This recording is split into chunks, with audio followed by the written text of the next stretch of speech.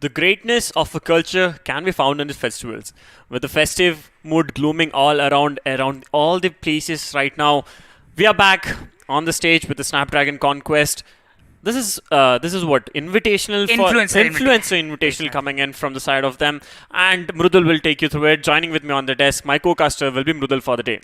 Well, thank you so much for the warm welcome, Cape. And yes, today is the day we begin with one more journey in this amazing event that we know as the Snapdragon Conquest Free Fire Pro Series. And definitely, I'm really excited because today we have 12 teams joining in, and today is the time we'll be witnessing one more new mode in the game. Well, yeah, we're going for Clash cards, as I'm pretty much sure you are all aware of it when we saw in the end of the wild cards.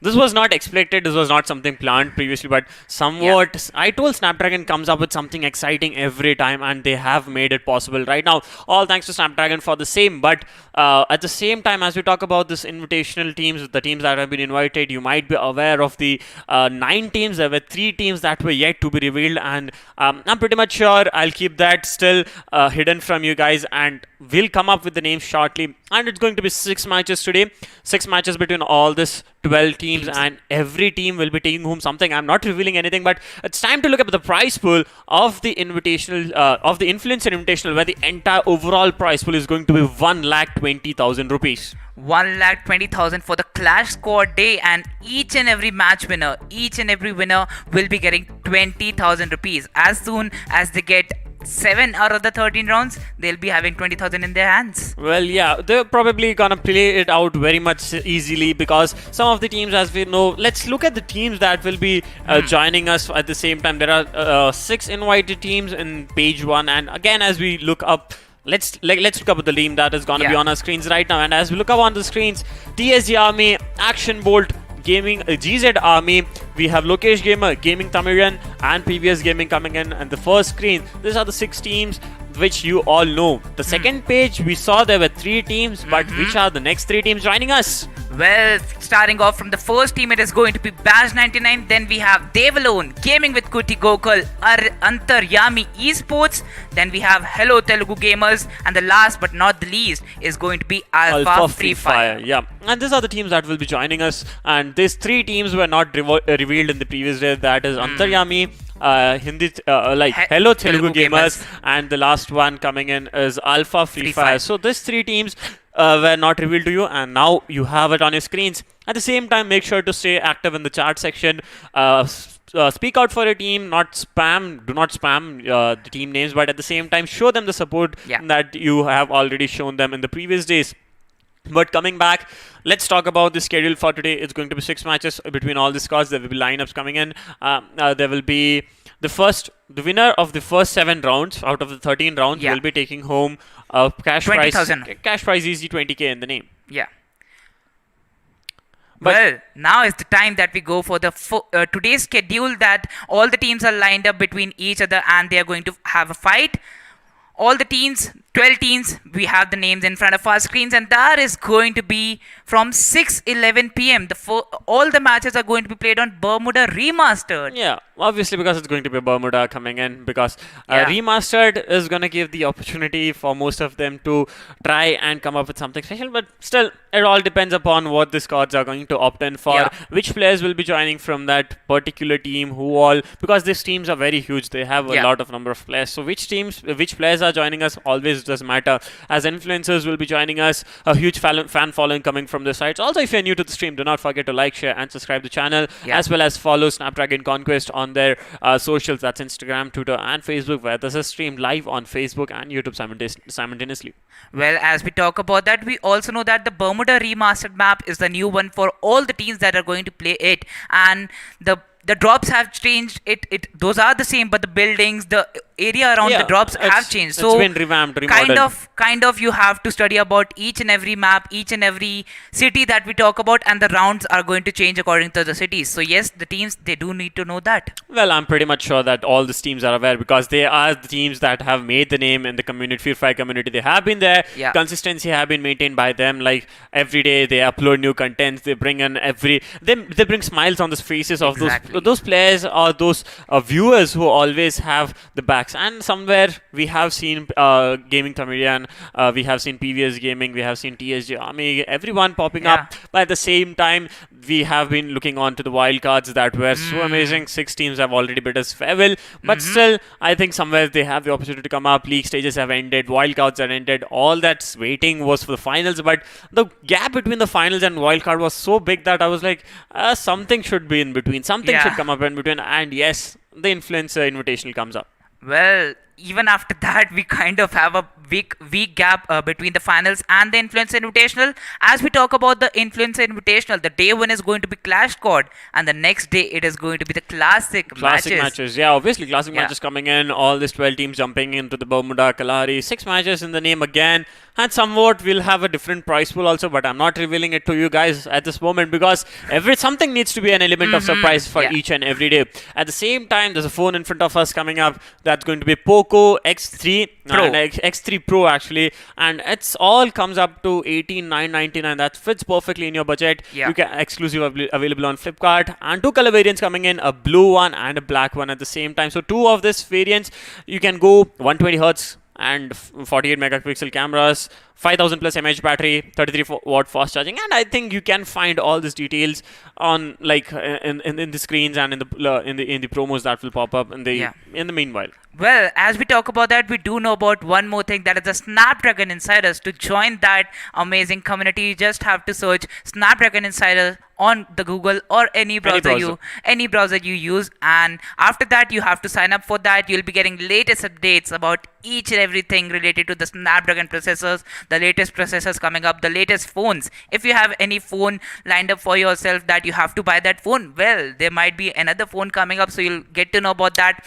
first from each and everyone that you know. And also, that is a big community when you can get each and every update. So yes, you just have to sign up for that and get the latest updates. Well, at the same time, there are many contests going on, and where you can be part of the threads and forums and just give your opinions. Or if you're good at reviewing, they might actually send you a piece for sure. But all you need to do is stay tuned and be a part of the Snapdragon Insider community. Yeah. And coming back, let's see how the day is going to be tuned up. There's 6 matches again coming in, and for the side, I think we are gonna go for the casters prediction for this also. And Yeah. as we talk about the casters prediction, there will be I think from the side of TSG Army, PVS Gaming, and then Lokesh Gamer joining us. Yeah. Lokesh Gamer has a huge fan base, and also Dave Alone. Then there Dave was Alone, HTG. I don't remember all the names, but I do have a vague memory of all the teams. Yeah. But this teams that will be joining us will be obviously creating a huge fan following here and at the Snapdragon Conquest. So you guys need to come back again, just not for this invitational, but for the finals also, because the finals is going to be very much amazing, and there will be someone new joining us at the English desk in the finals. Yeah. Well, I think so. I was the new one, and after that, we have one more new opening on the English desk. So, definitely, that is going to be a good caster indeed. But as we talk about that, the first match is going to come, and that is going to be on Bermuda Remastered. We still don't know the 2 names that are going to come. Well, the playing video is going to come. No, it's going to come not here. I think it was a call for the Hindi desk. It's obviously the Poco phone coming in, because I've been talking about this phone, and if you had caught me and Arka playing off guard, we were just playing Free Fire and we were not aware that we went live. We were just so engrossed in playing, and we lost our mind so much because it was a clash squad. We were just winning it, and then suddenly comes live. We could not finish it, but I'm pretty much sure we won that match that day. And coming back to the phones, I think there will be giveaways in the finals as we had in the previous season. Every season we had diamond giveaways, and the final day we had a phone giveaways also. So that might also be happening, but I'm not sure. But if it's happening, then probably you can take home one of this. And I'm gonna win, I'm gonna send Arka one, because I'm pretty much sure he's watching this and he's like, I didn't get a phone. I didn't get to pick a phone before I could leave. Yeah, definitely, because this is one of the phones that I would love to steal, obviously. But as we talk about the Poco phone, we have already discussed that it has the 120 Hz display, also the amazing 5000 mAh battery for a 2-day standoff. Well, it's time to look over the promo popping up on our screens on the display, where you can look at introducing the phone. And we actually talked about it so much that it's so fast. 120 Hz display coming in a game like Free Fire. You don't need nothing more than that. Much more higher FPS is gonna give them an advantage. And 860 processor coming in. high data speed transfers. Like you can just go on. I think there's a 5G also coming in. I Yeah, think 5G technology. 5G connectivity also, and a surround sound, a dual system, a dual speaker coming in, so you know Pro where your cooling. enemies are coming in from, a liquid cooling coming in from the side at the same time. Well, the liquid cooling, the icy liquid cooling, and you talk about the display. We have heard about that, the Pro display with a Poco X3 Pro that you have to have, and also the Pro endurance. So the speed is going to be really fast. I think Pro Endurance is about the battery life with 2-day battery standby that they will have, and Yeah. all this available for $8.99, and it's available on Flipkart. You can just go to your nearest Poco stores and experience it, get your hands on, and try out this phone. You can easily convince your parents to get it for you. Like, yeah, don't tell them it's a gaming phone, but at the same time, it's more like it's a gaming phone in disguise. In a disguise for you. It looks like a regular phone. You can look at it. There are four cameras at the back and one in the front, so everything packed in small and very subtle looks coming in from the side of Poco X3. And yes, Well, now it's the time that we look over to the schedule for the day, and it is going to be the Bermuda map throughout the day. well, it's obviously going to be Bermuda as we look as we saw it. I don't think it's going to be remastered because most of the players haven't do not have that knowledge. So maybe Yeah. it might be coming back to the map of Bermuda, but I think somewhere we'll have the confirmations coming in from the production pretty much soon, and the first game might commence in the next few seconds. And which of these teams have you supported from the start itself, and why you have supported in the team itself? You can put this in the comment section. We'll go to the comment section mid match and read out some of your comments, like why did you start playing Free Fire, and who are your teammates, and who is that one teammate who always betrays you or who does not give you the revive or always stacks up on everything and never gives you a heal first aid kit when you need one. Well, I think those healings, those each and everything is important when you have the matches lined up. And yes, today's schedule is going to be Bermuda, starting off from 6:15 Yeah. p.m. So more 4 minutes because the teams are still packing up for this Clash Squad mode. After that, the next match is going to be from 6:32 p.m. And then it is going to be 6:51 p.m. the third match, and after that the fourth match is going to commence at 7:20 p.m. Yeah, so there's going to be 1, 2, 3, 4, and two matches more. So 6 matches will be there. So somewhere I think the players are a bit. You know how matches goes on in the Clash card, because there are 12 teams. Everyone has to join in, and everyone has to be ready and prepped up for those matches. So Yeah. somewhere they will be joining us pretty much soon, and the matches will commence. And we'll look back towards how the wildcards were. Let's say how it was. I think I have one thing in my mind. We have introduced the Clash Squad mode, but we haven't talked about that till now. Well, I'll give it all to you. You can take it up from here. You can take up the Clash card. He will explain it to you how the Clash card goes on. Well, I think in a short form, I can explain a Clash Squad as of 13 rounds as we are going to play. Well, it's for 4 rounds to 7 rounds, then 13 rounds you have. Now, if there are 13 rounds in the Clash Squad, first team to win 7 rounds. That means even if you have a score line of 6-6, then the first team to get 7 rounds out of the 13 rounds wins the match and takes down 20,000 rupees in their hands. Well, the first round is going to be the pistol round. After that, as soon as you get kills, how long you survive, that depends how much your economy So economy increases, increases. and then you can get your weapons in your hand in the second, the third, and the commencing rounds. So I guess losing one match in the beginning itself is gonna affect your economy, and Yeah. losing multiple matches, you are eventually going to be restricted to stick to the to pistols itself, and Yeah. somewhere that's going to affect you because you are losing out easy 20k. Yeah, it's I think very you easy for still get around 700 to 800 credits, but that won't meet a lot won't- because you still have to buy your guns, your but I'm pretty much healings. sure for kills also you get some of the points Yeah, also if you get a definitely. kill executed onto the side of the other players. Yeah. This is just a small zone being formed on Bermuda, like not even a small zone, an area, maybe clock tower, maybe shipyard, maybe Mars Electric, Yeah. maybe Kutty, anywhere the small zone forms in where you have all the 4 players. On one side of the zone we have a team, and on the other side we have 4 players position. These 2 floor players will be released, and then they fight it out against each other. Yeah. The last man standing or the 4 men standing from one squad, from the side of the squad, at the end of the day, at the end of that particular round will win the match Yeah. and will be taking that round home. So every round somewhere will cost you, somewhere near 1500 if you are tiling it correctly, if I remember it correctly. Yeah, 1538. Yeah, it's almost 1530. So he's been precise to the point, to the dot. So every Yeah. round will count. Every round cost. If you lose a round, it's gonna cost you 1500 rupees. So Exactly. that will, exactly precise. Well, I think if we talk about that 1500 rupees, you also need to know that there are some rounds on Clock Tower or the Mill where one team or the attackers or the defenders. Well, I'm pretty much sure that teams do have an advantage that, like, if the first zone forms in on that regular drop location, they know Yeah. where to go in from, Exactly. where to go in for the push. But at the same time, if it gives an advantage, like if it's going to be unbiased, like maybe go to an area where both of the teams have never dropped in, so that Exactly. will give them the advantage to somewhat both the teams. It will be an unbiased game, but it can be anything. Nothing can be predicted when it comes to when it comes to Clash Royale. I think that's the main thing, right? The Mill and the Clock Tower I was going to talk about. In the Clock Tower, you have to go for the main building where you have that height advantage. Same with the Mill. It depends on your side that you have. Even if you are attackers or the defenders, you get that platform, you get that round.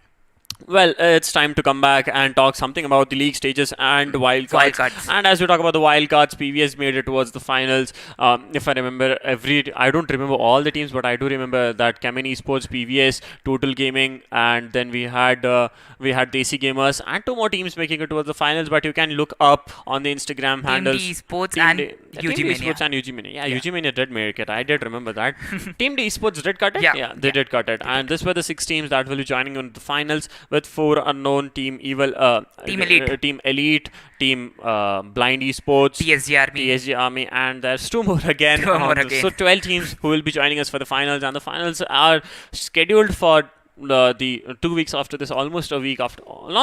Almost a week. Yeah. Yeah, so there's some gap between us, and with the festive vibes going on around, I am pretty much sure that you do not, you are glued to your phones. You are not actually glued to your phones. I'd suggest you to go out and enjoy with the family at the same time. Spend more time with them, because Well, I think it's the time they spend time with us, right? yeah, It's the time that you spend we are time we, with we are us. extended family. So Yeah, I'm we are basically extended family, right? basically telling them to spend their time with us. So just stay tuned to the stream, and the Yeah. teams will be joining us pretty much soon. Well, it's going to be action packed. As you remember, today is the day. The festive season is still going on, and the Shera is the day. So some action we do need, right? Well, yeah, we do need some action, and and maybe a flamethrower coming to action. But I hope that there was a flamethrower in this game. But it's time to look upon to the grand finalist of this of the season 2, and which teams will be joining us for the grand finals. And as we look upon on our screens right now, it's going to be Blind Esports, 4 Unknown, TSG Army, Team Elite, Level Iconic, and Headhunters. So I'm sure that it was Team Elite I missed out. No, Level Iconic, Level Iconic and Headhunters. The last Yeah, 2 teams. Last again. 2 teams you missed, Yeah. right? So you were according to the chart, right? And if you talk about the wildcard finalists, we have PVS Gaming, Kemen Esports, Total Gaming Esports, Desi Gamers. Then we have UG Mania and Team D Esports. So you have teams what rank they got. You know the domination from Blind Esports. You know the domination from the top 2 teams from the wildcard finalists. Well, yeah, obviously PVS was able to do some wonders in the last 2 days. Even though the Always first day, 15 plus yeah, kills. first day it was not their forte, Not in but their hand. the second 2 days how they did it was amazing. And Yeah. when it came to Kemen Esports, they did Consistent. perform. So second day, first day, they were able to get booyahs in each day. Every day they were able to get at 2 least booyahs. at least 1 to 2 booyah in the name, and that's what helped them to keep on the top of the leaderboard at the end of day Exactly. 2. But when it came to day 3, they were like super sure that they have made it towards the finals, and were playing it a bit slow, letting previous game get to the first place. Well, Team UG Mania and Team D Esports were running off throughout the maps of Kalahari and Bermuda, just like they have to get 15 to 20 points each and every match. They were being so consistent that they made the cut in the top 6, and then they had it. Well, every team has their own story to tell, because Yeah. somewhere they were like what do you call that? Desi Gamers coming into action at Yeah. the last moments, coming in towards the finals. Team D Esports, somewhere they were a bit low. They were almost at the edge, almost at the verge of losing it towards the side of teams like TSMF, TX, and I don't remember all the Team 16 Chaos were also having yeah, fights Team with Chaos them. was very close by. Yeah. So these two teams always fighting it out. Team D Esports and Team Chaos at Bayfront, always contesting their drop locations and Right. engaging in the early skirmishes. So Mhm. these two teams were very close by, and I didn't expect Team D Esports to make it towards the finals, and they were able to do it. So somewhere I'm happy that Team D Esports made it. Well, Team D Esports did it, and we also have to talk about Team Total Gaming Esports. They were also amazing throughout the day, Yeah, throughout the wildcards, because they managed to do it. They got the second chance, and when you get the second chance, you have to utilize it to its best. Well, obviously they did utilize it to the best, because at the end of day 2 they got a booyah. At the end of day 3 they were able to execute booyahs in the name. Yeah. All they needed to do is just hold the location, hold an area. That's very much accessible to them. That's very easy to go to. Yeah. But the only thing that they were doing, like either Fozzy Ajay goes out in the open as a scout for them and gets taken down, or either Mafia Bala gets taken down. So either one of these players gets taken down, the team starts to crumble. Yeah. And that's somewhere that creates a bit of difficulty for them. You know, I think if Fozzy Ajay is surviving, he is going to have a lot of nature on the Team Total Gaming. But now it is the time for the first match, and we are going to look over to the two teams who are going to play it. It is going to be GZ Army going against Gaming Tamizhan, and Gaming Tamizhan comes into action, and I am pretty much sure this is going to be the first match about to be pumped up in the about to be pumped and start up in the next few seconds, because everyone has joined up at this moment, and I'm pretty much sure that you have put in your casters vote. We'll have to look at the casters vote, which will be coming up on our screens, and I'm pretty much sure that most of us will be having an opinion that will be similar. But let's see how it goes on, because looking at the gameplay I've seen from the side, like the fan base coming in from the side of Gaming Tamizhan, I'm looking at multiple casters opting in for him. Well, now we also have to look out their lineups. From GZ Army, we have Promit, NXT the underscore CM, then we have Keor Godru and Rahul OP, and from the side of Gaming Tamizhan, we have T underscore ING29, Lip Smoke, PVS Shock, and TC TikTok 51. The names coming up on our screens. This will be the players that will be playing in the first Clash card, and the winners of this match. Just 7 rounds, that's what they have to win, and they'll be taking home 20k. So 20k is not a small amount when it comes to just a Clash card. And let's see. 13 rounds, and 13 in those rounds. 13 rounds, you have to get seven. the advantage. The first 7, but as you say, right, Team GZ Army and Gaming Tamizhan, they're all set for the match, but it is going to be Bermuda map. The drops are going to be different. The playstyle is going to be different from both sides, and the attackers or the defenders side, it also matters on that. Well, attackers and defenders side, a bit doesn't that much affect, because if you have stronger gameplay, if you have your gun control, aim controls and everything, if it's perfect by you, if you have grinded for it, I'm pretty much sure that sides does not affect for you. But it's time to look upon to the casters prediction, and this is what I've been talking about. Let's see how all the tests have chosen, and I'm pretty much sure I have opted in for GZ Army, and you might have gone for GZ Army as well. So multiple of the majority of the players being opting right now for GZ Army. That's going to be Masab from the Hindi desk, both of the casters from the English desk, and both from the Telugu desk going in for GZ Army. And looking at the Hindi desk, Oro has a difference of opinion, and both of the Tamil casters are opting to go in for Gaming Tamizhan. Well, I think the name just got changed, right? Gaming Tamizhan, if you know what I'm talking about, Gaming Tamizhan right now is the team, and Warloop is also going for that. So 3 votes for Gaming Tamizhan, and then we have around 9 votes. Well, so 9 votes already in the name of GZ Army. GZ Army. So 9 votes? I'm pretty much sure that was 6 votes. That was 6 votes in the name. Yeah. But it's time to look up onto the game. It's time to move in towards the game. And finally, the moment is upon us, where we enter into the first Clash card of this day. Yeah, this is going to be the first game going to be played on the Bermuda. Well, the buy phase is just going to end, as most of the teams are going to buy their weapons. On the side of Warbringers, we have UMPs coming in the hands of Shock, and then we have TC TikTok also going in. There we go, Promit, all the 3 players, while one of the players going for a flank. Promit goes down, Keor Godru also goes down. Oh my god, Rahul OP, but he is also going down, as only one player is going to be survived. That is going to be NXT the CM. All the 3 players getting confirmed, and it's all in the hands of NXT the CM. He was on a flank angle, and that was definitely used by the team. PVS Shock, And there we go. The first round going into the hands of Gaming Tamizhan. Yes, Gaming Gaming Tamizhan gets the Yeah. first rounds in the name. At the same time, GZ Army right now being suppressed at this moment. $1,900, $2,000, almost like the economy is getting damaged at the first side itself. The second zone forms up on Clock Tower. The second area opted for the Clash card is going to be Clock Tower. As we look onto the side of Enigma Gaming, that's going to be GZ Army. GZ Army. They're just gonna play it a Yeah. bit safe at this moment, as the other haulers and the Warbringers wants to go in for the push again. They are just gonna hold it. They're not gonna hold it out as we have seen the Warbringers holding it out as TikTok goes in with a nade. He's cooking a nade at this moment and is trying to get some openings for the side of team GZ Army. GZ Army. Well, taking a look over to My, Ting. my. He gets a knock on KR go through as he was in the My, open my. cooking a grenade. But there comes a good trade from previous chalk as he gets a kill confirmation on Rahul OP. Now 2 players already confirmed from GZ Army. It's down to only 2 players surviving from their side. Meanwhile, Ting is going for a right hand side flank. He knows the position of next the CM as he was firing the shots from the UMP. Gets a headshot, gets tag of 94 HP. The player is standing behind the glue ball holding his position, but Promith goes down by the side of UMP.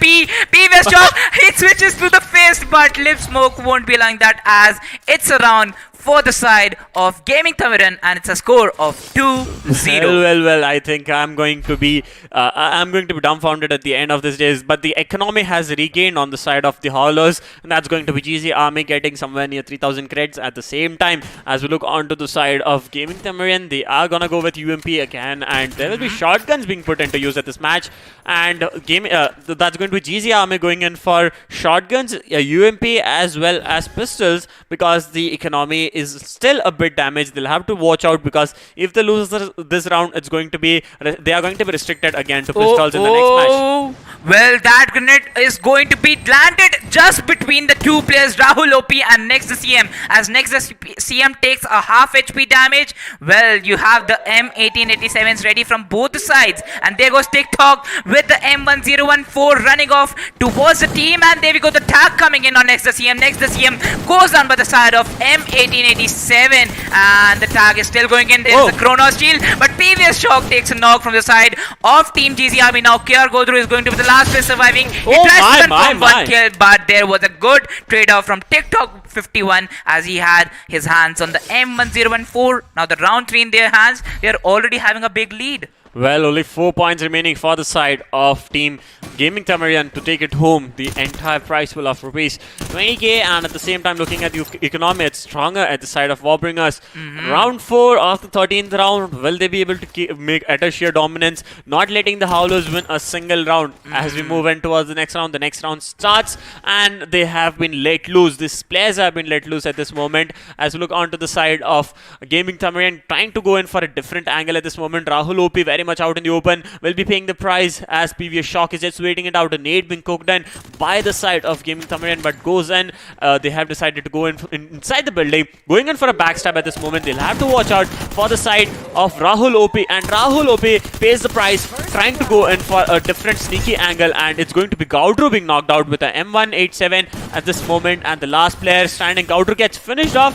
Last player standing for the side of GZ Army is going to be Next the CM. He's just waiting it out at the top, trying to take a 1v4, and will he be able to do it? It's not sure. As we look on to the last player, he's taking damage, no first aids on him, so I think he has 2 first aids on him. It's a moment he can heal up, he can just wait it out for a moment or two, but no, he's gonna pay the price at this moment as a grenade comes in from the side of TikTok and wipes out the Warbringers. Well, I think he knows it better. Next, NXT the CM.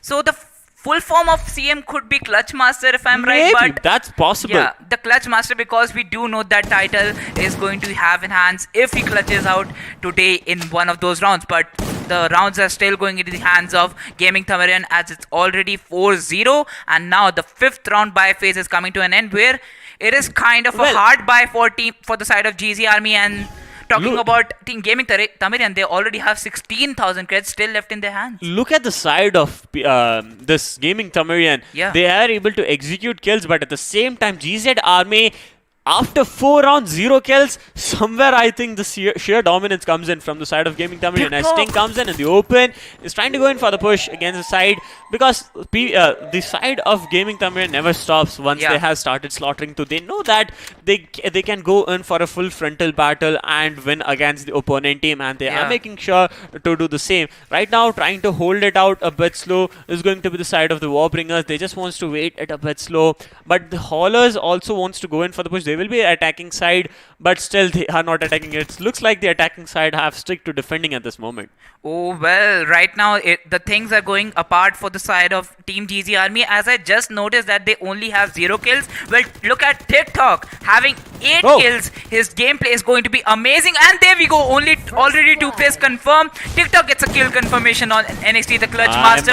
Meanwhile, Promith also goes on, and now the eyes are on Kiara Godru, but Kiara Godru is barely surviving on 20 HP as previous shock comes in and gets a shot of M1887. Now it's the round number 6. 5 rounds in the hands of Team Gaming Tamizhan, and look at the creds on the side of Team GZ Army. You only have 13,000 creds, while on the side of Team Gaming Tamizhan you have 28,000 creds, and still they're just going to use 4,000 out of them. Well, at the same time, as you talk about Gaming Tamizhan, I was looking at previous shock and I was hoping that he was the top fragger, but no, it's going to be TikTok with 9 kills, making that full advantage, taking that lead, or being the MVP of this match. Probably 2 more rounds into the side of Gaming Tamizhan is going to be the opening. That the first match winners is already. I'm looking at. I think I'm already looking at the side of the first match winners. Well.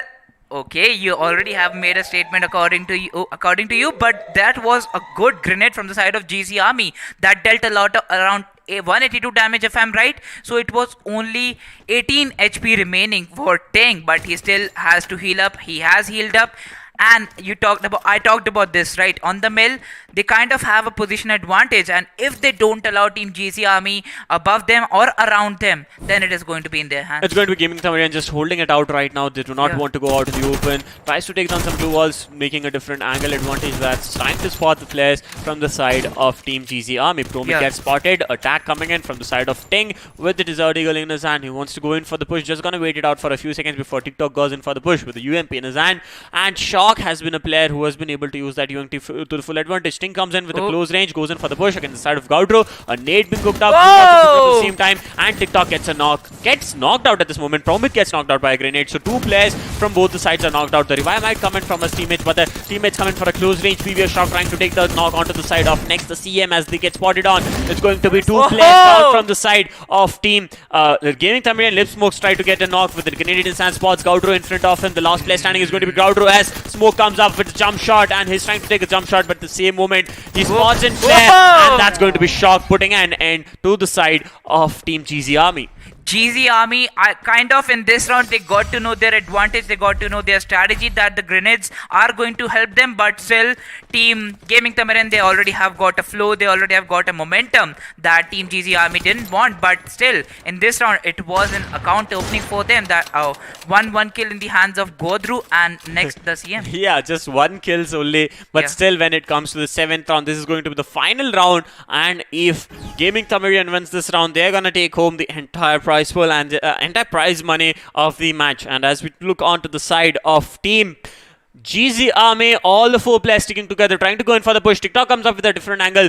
If he spots next the CM, a knock will be coming in the next few seconds. TikTok decides not to go out in the open with the arm in his hand, and the nades being exchanged at the moment. Ting goes in again for the push, gets spotted. He's stacked right now to his very low HP. Pops up glue walls at all sides to make sure that he heals up to his full potential. It's going to be Rahul getting the knock onto the side of Ting. The first knock comes in, the opening for the side of Team GZ Army as the nades are being popped up at this moment. Lip Smoke wants to go in for the nade, tries to come in for the push. Comes up with a second grenade. Lahul OP has been knocked out. 2 players from the side of Gaming Tamizhan has been knocked. Last player standing is going to be Lip Smoke at a very low HP. Pays the price right now. The first win for the side of Team GZ Army. Well, not a clean swipe, not a clean swipe. Team GZ Army is going to talk about that as now we go for a round 8. It is going to be the match point for the side of Team Gaming Tamizhan, but still the first round coming up for GZ Army. Now we already know that they have their hands on AC-80, Kingfishers, M887, MP5s. You talk about any weapon, they have their hands on it. But still, I'm still looking out for a sniper, and there we go. Promit, the man, is going for an M82B. Well, let's see if he's able to execute it, as he's going to go for the longer rotation. Right now, we are looking at Kartolitsua as Promit has already set his crosshair. It's going to be Gaudru also going with a sniper. Next, the CM cooks up a grenade. He's going to try and block the movements from the side of Shock and TikTok. Smoke gets moted by Rahul OP. Rahul OP trying to get some damage onto the side of Lip Smoke. Lip Smoke is going to be a bit vulnerable at this moment. As Sting comes in again, it's going to be T_ING, who has always been able to push towards the side of the side of GZ Army, as Rahul now pays the price, takes some damage, still gonna stay up on the top of the roof of that place and just gonna wait it out till the side of Team Gaming Tamizhan comes in for the push. Well, Gaming Tamizhan is still trying to get some frags because they still have that advantage on them. But there goes a grenade that can have a lot of damage. But the glue wall present at a perfect moment as Rahul OP gets taken down from GZ Army. But there we go. Ting is going to be getting taken down from the side of GZ Army. Now KR Godru is going to be the last important person. If he survives, he can revive his teammates. But I don't think so that is possible because Lip Smoke already spotting him, gets a headshot. Only 30 HP remaining for KR Godru as he's trying to build up the glue walls. There goes a grenade. That grenade will have the damage, and there we go. The match, the winners of the 20,000 rupees is going to be Gaming Tamizhan. And Gaming Tamizhan happy with the performance of the first match itself. They're gonna take home 20,000. You can find them on the Instagram handle, that's gaming_Tamizhan_VK, and you can go onto the YouTube channel as well and show them your support by subscribing to the channels at the same time. Just go on, and in the chat section, I'm pretty much sure, I did not check it out, but it's time I'll go and visit in the next match where I'll know that which teams you supported for, the players joining us right now.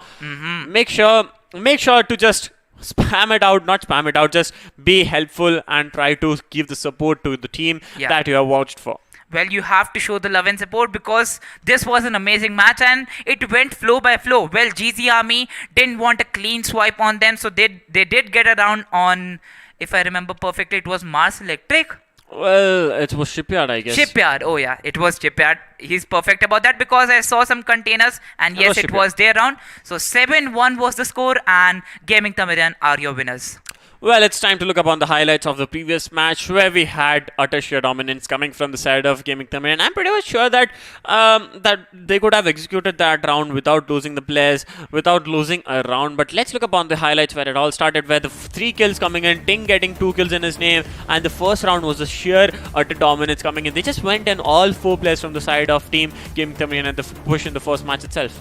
Well, I think after that it was the round, the game changer round, when you had 2 players getting taken down on the Sentosa, but still it was from the side of Lip Smoke and PBS Shock that always had their back. After that, on that we talked about in this round that it could be the Clutch Master, but we still don't know the full form of the CM. And now, oh yes, I was talking about the Mars Electric round. It was the round number 6 where it was in the hands of the side of Gaming Tamizhan. Then on the mill, 2 grenades, they got around 3 players knocked out, but still it was Lip Smoke and PBS. Well, most of the action from the side of Team Gaming Tamizhan was done by the side of TikTok. He was able to execute the maximum number of kills, if I'm correct, 10 kills already in this name, and I think in the last round at the end, 12 kills in this name, somewhere 11 kills. He had an overall of 11 kills when it came at the end. So TikTok is going to be the MVP of this match, and probably he's the one you have to watch out for when it comes to a Clash card. I'm pretty much sure that if I was in this, I would have definitely wanted him on my team. Yeah, definitely. Even I would have wanted in my team. And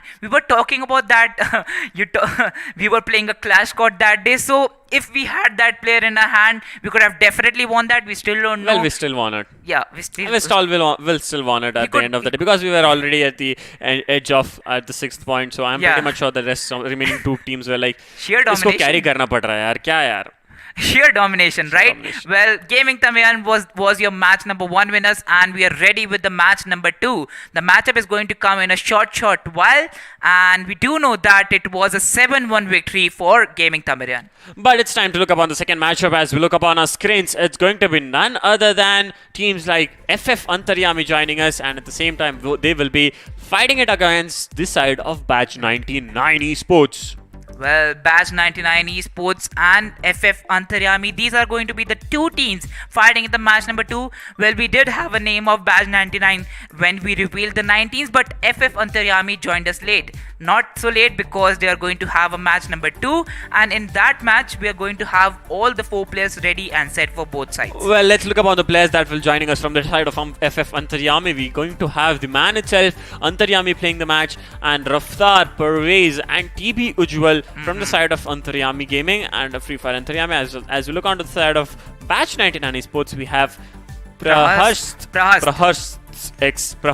X, Free Q, Divyansh, and Ninja joining us for this match. So let's see how this match turns out, because somewhere I think Antaryami does have an upper hand when it comes to the side of when it comes to the side of audience support. But let's see if the audience support works or actual gameplay sense comes into play. Well, I think if I have to talk about Batch 99 Esports Freak, I think we do need some freaky plays because it was done already by TC TikTok. That name was itself amazing when we saw it.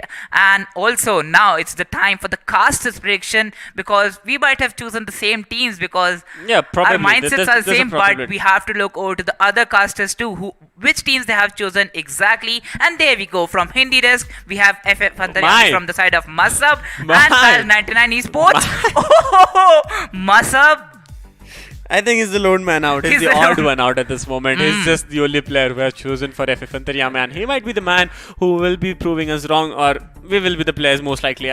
Looking at the sides, I'm pretty much sure we might be proving him wrong at this moment. Well, look at that. 7 votes for Batch 99 Esports and Masab going for FF Antaryami. Well, you still don't know who is going to win because most of the players did choose out for GG Army, if you're correct, right? Yeah, but at the same time, GG Army wasn't able to win even after being voted by most of the casters. It was Gaming Tamizhan who took home the first match.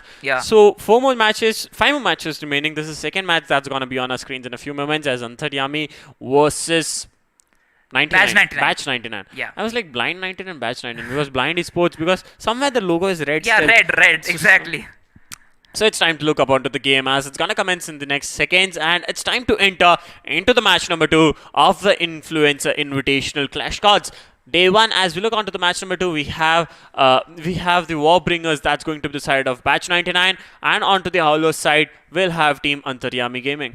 Well, it is going to be FF Antaryami, as it is the drop of the command post. Batch 99 is situated on a single position near the containers, and meanwhile one player from the side of Team FF Antaryami is going for a flank angle, and that is going to be Pervez on that sniper tower. Pervez is looking really good on his position, but still, you do know that the zone center is going to come around the truck, if I'm right, and near that 4 square box mark. That is going to be the main hangar of the Kalahari map, if I'm right. Well, looking up to the previous match, I don't think the side of the defenders wants to push in this moment, because defenders are just going to defend it out, wait it out, and the attackers will eventually move. And as the zone has started to shrink, Pervez has to come inside a bit more. Raftar has set his crosshairs so focused onto the side of 99. That's going to be Batch 99, and right now the tag comes in. Ninja at a very low HP gets spotted. Antaryami is paying the price. He did not get much tagged, but at this moment it's going to be Raftar knocked out from the side of Antaryami. Well, as Raftar gets taken down, it is going to be the first opening for the side of Team Batch 99 Esports. But Raftar, I think so the speed is going to be really fast as you get that name. And yes, he gets a revive from Pervez. Meanwhile, not from Pervez. Pervez is on a flank. Sorry for that. But I think that's Ujwal. Ujwal who did a good, who get revived his teammate. But looking at that, oh my god, the tags coming in from the side of FF Antaryami is going to deal a lot of damage on them. Pinning the players down, that is going to be a lot of UMP sprays coming in the action as Pervez once again gets taken down. Knights is going to be Raftar having a lot of HP damage, but meanwhile Freak and Ninja also going on down to the side of Batch 99, all down to Divyansh, and Divyansh getting confirmed from FF Antaryami. the day is done. The first round is going to come in the hands of FF Antaryami. Now the round number 2 starting off on Santa Catrina. As we come on to the side of Santa Catrina, the advantage still lies at the side of Antaryami, as the economy looks very promising onto the side of Antaryami Gaming. Is going to go in with a sniper at this moment. Raftar and Antaryami both. Yeah, they are already opting in for snipers. So this is something the side of team 99 has to watch out for. Batch 99 has to watch out for. They'll have to hold on their angles. Otherwise, the cheeky angles coming in from the side of Antaryami and Raftar is going to deal much of the damage. 3 kills already in the name of Antaryami. Comes up to say that fan following at the same time, gun power, gunplay, precise gunfire coming in from the side of Antaryami shows that he's much experienced, and when it comes to the side of Free Fire Clash cards, he's not gonna leave any stones unturned at this moment. A nade being popped up from the side of Pervez does some damage to the side of Batch 99. A second nade comes in, does some more damage, but yeah, overcooked. It's bouncing a bit back, but Divyansh almost getting taken down at this moment. But Pervez bring the prize again in this round. It's going to be a quick revive coming in from the side of Antaryami. I think Antaryami went in for the revive. Yes, Antaryami comes in with the glue walls being popped up to the right place, and the revive comes in for the side of the Warbringers. Well, that was a good flank from the side of Prahast, as he got a good knock on Pervez. Pervez was busy cooking those grenades and firing shooting down those grenades on Batch 99. But meanwhile, Batch 99, they have acquired the top platform, the topmost platform on the Santa Catrina. That is going to be the top deck of the ship. After that, as I've casted Santa Catrina, I think the heal battle is going to be really important. Well, yeah, if you are on the top deck and the lower deck, the heal battle always comes into play. But at the same time, you need to make sure that you have eventually have stacked up on that. He is going to be Prahast and Divyansh from the side of the Warbringers being taken down at this moment. The last player standing for the side of Batch 99 is going to be Freak, and Ninja. Freak is just holding it out as Ninja gets spotted out. The last player standing here is full of a 1v4 at this moment as Antaryami tries to get some lands and lands some shots on the side of Freak. Freak gets a kill onto the side of Antaryami. He takes down the key player from the side of Antaryami, but it's going to be the backstab coming in from the side of the Warbringers. That's Raftar putting an end to the side of Batch 99 in the map and in the side of Santa Catrina.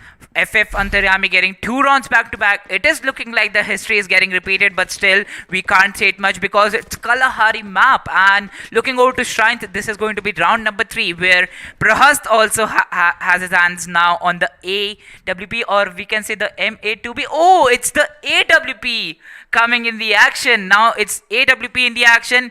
We can get that. AWP is one of the weapons that is not freely available on these maps, but you do get that in the Clash Squad mode. Meanwhile, Freak is looking forward to a right hand side flank on towards Raftar, but Raftar already having his hands on the AC-80 or the Kingfisher. Is the Kingfisher, right? Yeah, it's Kingfisher, I guess. But at the same time, Antaryami switches to UMP. He wants to go in for a push. They're just gonna hold it out a bit safe, but they'll have to be really careful as the round is going to end in a few seconds, but as the zone is going to close in the next few seconds, and they'll have to be really watchful of the zone as the zone has started in. And somewhere I think the advantage is on the side of FF Antaryami. They have just the angles they need to hold on to, because pretty much sure that Batch 99 will be pushing out into the open. Divyansh is a man who is trying to play a bit far from his card, trying to get some angles, trying to spot some land some shots onto the side of team FF Antaryami and get an opening for his team. As soon as the opening comes in from the side of Divyansh, Batch 99 can go in for the push. Nade being cooked in by Raftar at this moment, does some damage to Freak and Ninja. Both of these players plays the price. Freak has decided to fall back at this moment, heal up to his full potential and be ready for the fight as the zone starts to shrink in the next 48 seconds. Well, Pervez got that shot from the AWP as Antaryami also on 10 HP surviving. Meanwhile, it is going for the heal battle, because right now Batch 99, I don't think they are looking for a frontal battle, as Antaryami already getting taken down. The sniper is out of the game. Raftar is going for a good end spray, but Pervez gets taken down from good trade. Now Batch 99 is looking like that is going to be their first round, but now Ujjwal is still standing. The man is still standing with 36 HP in his hands. Cooks a grenade, but there goes a good trade from Batch 99 Prahast, and there we go. The first round, the round number 3 coming in their hand. Well, coming back to round number 4, the economy looks a bit balanced as we look onto the side of the Warbringers. They are gonna go and stack up again with the UMP as the secondary gun, as a primary gun. To be honest, as we look onto the side of Antaryami, he wants to go in for the sniper again, but this time he'll have to opt in for pistol if he misses that shot. So somewhere I think Antaryami, FF Antaryami, is confident about the gameplay, is confident that he can land his shots at this moment. But let's see as the game has started to shape and take place as Pervez goes in for the push onto the side of Divyan. Spots Divyan's out in the open, just gonna hold it out for a bit moment as Prahas with a sniper and AWP in his hand is trying to he knows that there's two players in front of them. He just hasn't landed his shots. He's being a scout at this moment, trying to locate the location of all the players that he might get. Rather, it's a trigger discipline coming in from his side. Yeah, definitely. And now there we go. A grenade getting cooked from the side of FF Antaryami. Lands on Baz 99 Divyansh. It was perfect. It was accurate. And Pervez gets confirmed. Gets a kill confirmation on Divyansh. Now, Pervez also getting some shots from Prahast. Divyansh already out of the game. Bash 99 Ninja got some tags from the side of Ujjwal, but still he is going to hold his position. Meanwhile, Raftar makes a rush by the help of UMP, but Raftar pays the price. Yeah, pays the price of rushing in the open. Bash 99 Ninja gets his kill confirmation as now it is looking good for both the teams, but FF Antaryami taking a lot of damage, and the zone is also closing in a short while. Meanwhile, Pervez holding his angle on that platform. It is a good spot for him. Antaryami having that. AWP is kind of looking out for some opening. There goes a grenade from Prahast, but Prahast also getting a lot of damage from UMP. That grenade can knock out Pervez, and yes, Pervez will be going down from that grenade of Prahast.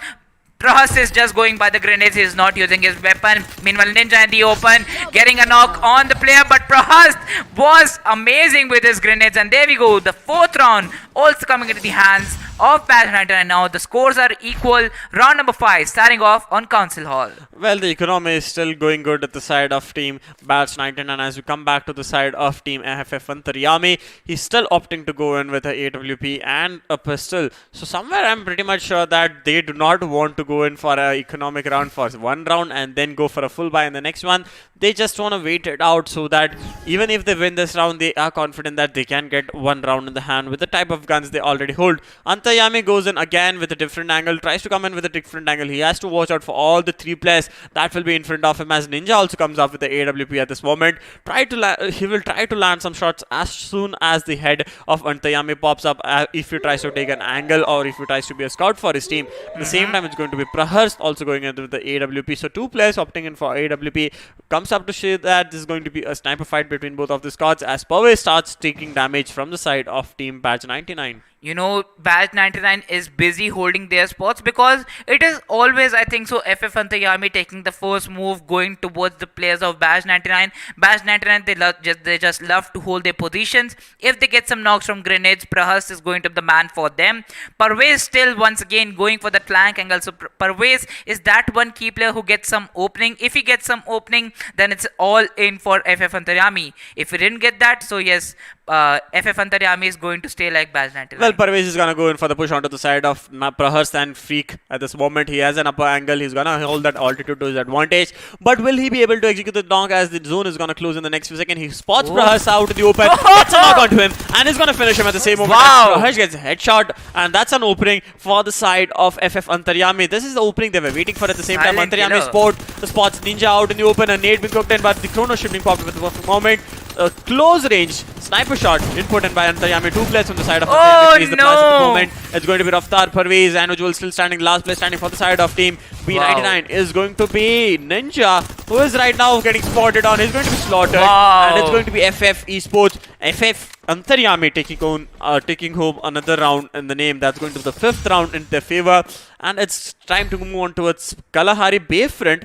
This time they have to be really careful because the economy is regaining onto the side of the Howlers. That's going to be FF Antaryami. So Patch 99 has to be really careful at this moment because a double sniper coming in from the side of Antaryami is going to give them the advantage that they need. Well, I think you have 3 snipers to be precise, because Raftar also has his hands on the secondary weapon as a sniper. No, That is going to be because AWP. Antaryami is going in with primary and secondary both as snipers and no helmets on him, so Yeah. that's gonna make him a bit vulnerable. He'll has to be Yeah. he'll have to be really careful when it comes in for the push.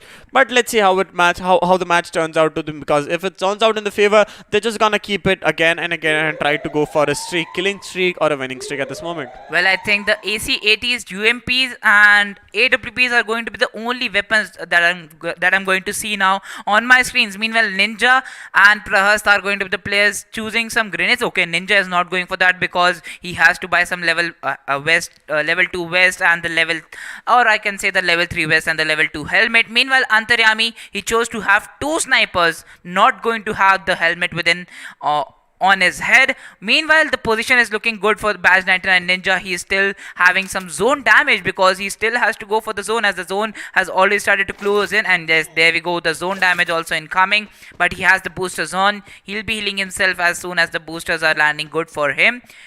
Okay, the positions are still being holded. You know, the center position, the zone is going to close there. But who is going to be the first team trying for the zone, or who is going to be the team trying for the kills? Antaryami right now being tagged at this moment. He's gonna heal up to his full potential. Tries to spot on the player. Ninja right now, almost a knock coming in. The glue wall's gonna give him the advantage. Oh! And it's Antaryami getting knocked out at this AC-80. moment. AC-80 being put to use, but Ninja pays the price. Ultimately, a grenade comes in. A second grenade being popped at this Ujjwal. moment is going to be Ujjwal paying the price. Ninja paying the price, as Freak also takes damage from the side of Ujjwal. Ujjwal going in for the push. He's going for the blind push at this moment. He spots Yeah. on a player in front of him. Takes down Divyansh. Divyansh is going to be the last. Divyansh is going to be down at this moment. Freak is the last player standing, and he's also getting taken down. And Wow. it's going to be the Howlers taking in another round for the victory.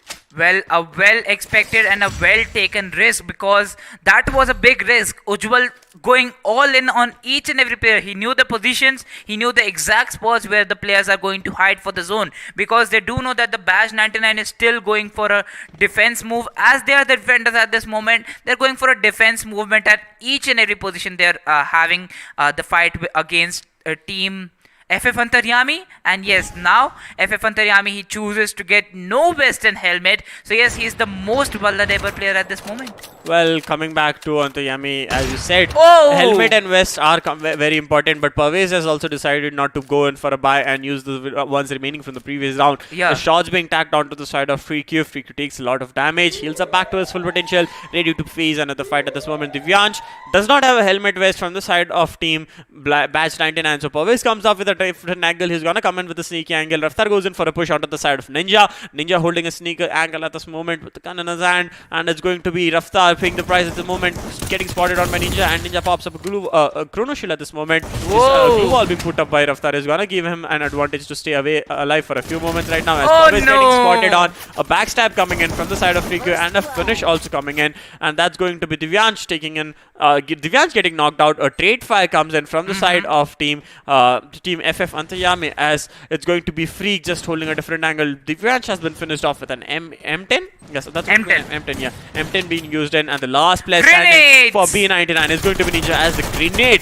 does a lot of damage from the side of Antaryami. Only Ninja is going to the player surviving from Badge 99, as he is going for a run from team FF Antaryami. Yes, he's running, and he's running. Ujjwal is cooking those grenades, as Raftar has already spotted the player. Okay, taking some shots, reloads his weapon UMP, and yes, Raftar is going to deal the last blow on team Badge 99. Now the fifth round coming in their hands. Well, the round number 7 is going to start. Round number 8, sorry for that, the round number 8 is going to start on the refinery. Meanwhile, you do know that both the teams would have the platforms, but the defender side platforms, they do have some covers from those containers. Well, obviously, as we come back to the grenades being the number of grenades on the side of B88 and the FF is almost same. The utilities also looks a bit similar on both of these teams, but at the same time, I haven't been seen ice grenades being put into use at this moment, and ice grenade can give you the advantage of slowing down the players, but still they are not opting to go in for the sim. As we look onto the side of Prahast, he's just gonna wait it out, try to get an opening, as Raftar gets spotted at this moment.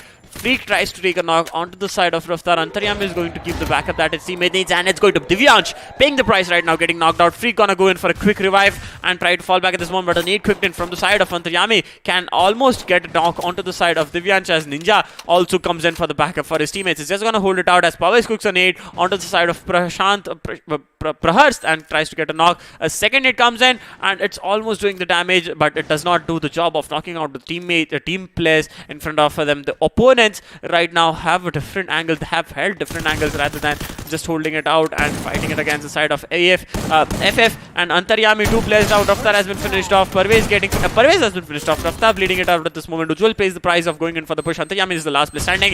A backstab comes in from the side of Divyansh, and it's just going to be the day at this moment as Antaryami is at a different angle. He's just going to hold at a different position. A nade being cooked up at this moment is going to give him the advantage. Raftar is going to bleed out from the zone.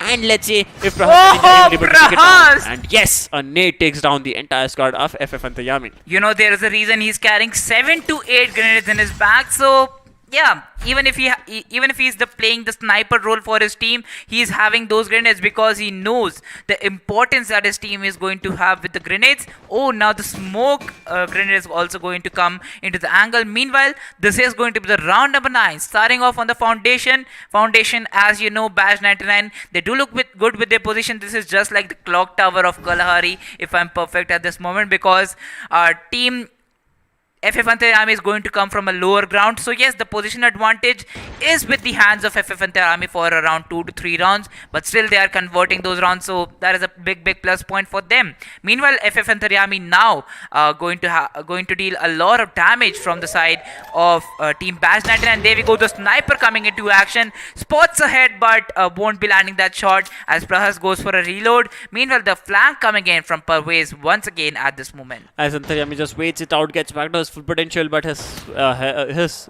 shield has been damaged at this moment. As we look onto the side of Prahars, he's just gonna hold a cheeky angle. He has the height advantage, he has the altitude advantage. He does not want to lose it at this moment. As Divyansh switches to an AUG at this moment, Freed still with the UMP, Ninja still with the UMP. Prahars just waiting it out, just waiting for an head to pop out from the side of FF Antaryami, as FF Antaryami has to come in as the zone closes in the next 59 seconds, and they'll have to be really careful because Prahas is a man you have to look out for when it comes to snipers. Prahas right now taking the side, taking some damage at the moment, and Freak comes into play. Raftar has been knocked out outside the zone. It's going to be a nade cooked in from the side of Freak that's gonna take down. He's gonna deal the damage onto the side of Team FF Antaryami as Ninja has been knocked out at this moment. A nade being cooked in from the side of Pawis is going to do much of damage. Pawis gets knocked out. The last player standing for the side of FF Antaryami is going to be Ujjwal, getting spotted at this moment. It's going to be Freak just waiting it out, just knows that there's a player below him, and it's going to be Divyansh coming in from the back. The chrono a glue wall being popped up at this moment from the side of Ujjwal. Ujjwal tries to get a knock onto him, tries to get a knock, and yes, that's going to be the finish happening. It's going to be B99 leaving one more round to say a different story at this moment. Well, I think Ujjwal still managed to get a knock on Divyansh, but Ninja was here for the cover to be provided to the team. Meanwhile, the round number 10 is going to start off on the Mammoth. So the Mammoth having that bone advantage. So the first team to climb that bone might be having that height advantage for sure, as Antaryami having that AWP in his hand. Prahas also having, and look at that, the player boost. All the players wants to just climb up on it, and they are ready to climb up on it. And yes, it's going to be B99 already making the way onto the top of the Mammoth bones, and they are trying to get a different angle. It's going to be Prahas just holding it out at the bit back, and I think he was trying to get some supplies for him, but I don't understand why he just wanted to wait it out a bit back. That gives the advantage to the side of FF Antaryami to go in for a different angle. FF Antaryami might secret spot. Yeah, he's gonna go in for a secret spot like a Trojan horse, just waiting it out, coming in from the back. It's going to be right now paying the price. Is Ninja going in for the push onto the side and gets a knock onto Parvez. Parvez has been finished off. Ujjwal takes much damage. Raftar has taken much damage, and it's going to be the push still not being stopping. Freak does not want to go in for that revive. It's going to be Divyansh paying the price eventually as Raftar gets spotted off. Divyansh getting finished off. This is going to be the last place standing. Antaryami trying to do a different damage, holding that cheeky angle, holding that different angle, but no, he pays the price, and that's going to be an end.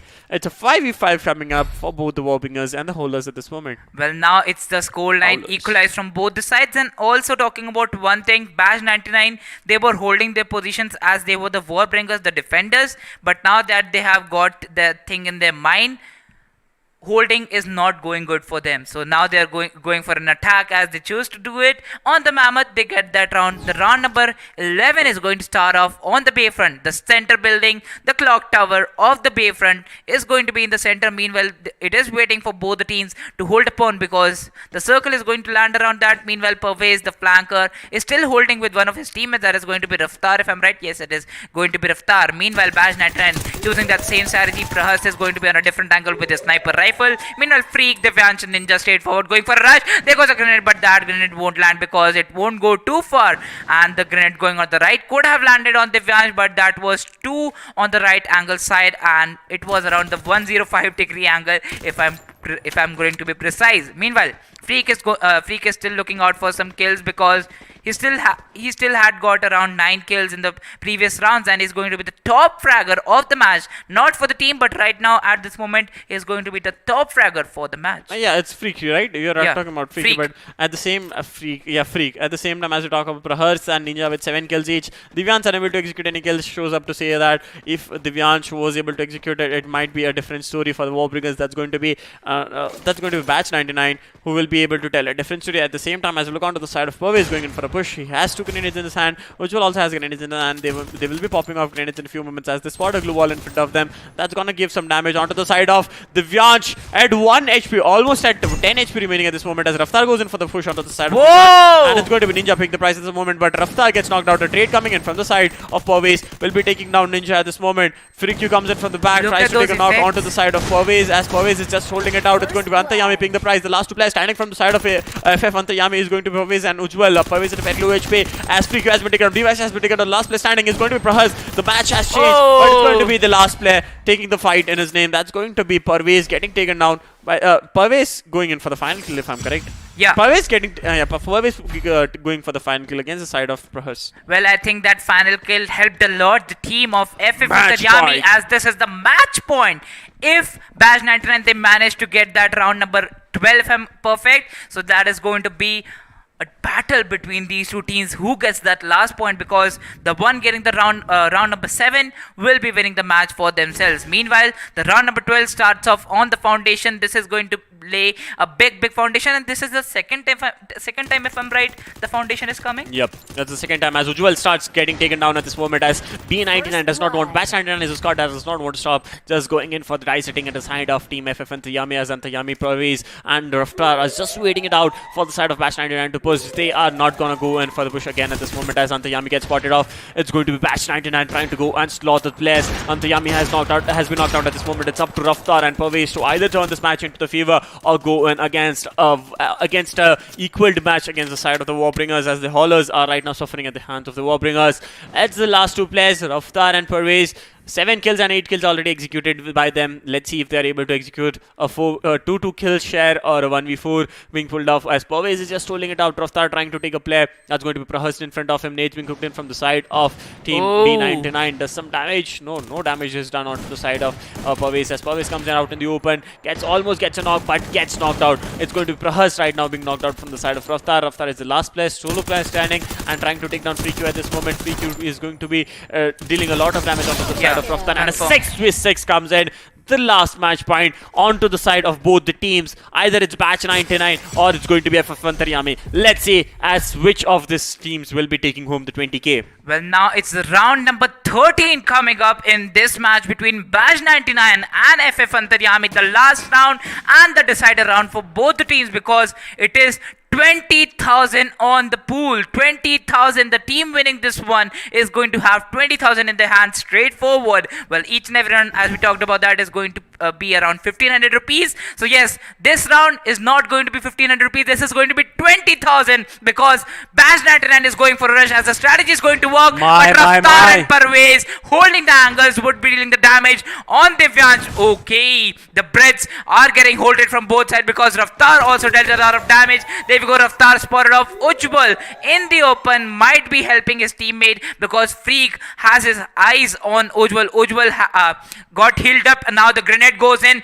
on the side of Freak, but Freak already exits that position, holding with the AC-80 on the position. It is going to be Ninja, but FF Antaryami with his hands on the AWM. Prahast holding that AWP angle, but it won't be helping him much because Raftar is going to have that angle. Meanwhile, he is healing himself, gets caught in the open and gets taken down from that huge First has been knocked out and finished off from the side of Batch 19. The last player standing is the 4v3 fight that has turned out right now as Free comes in from FND. Free just want to hold it out the bottom right now.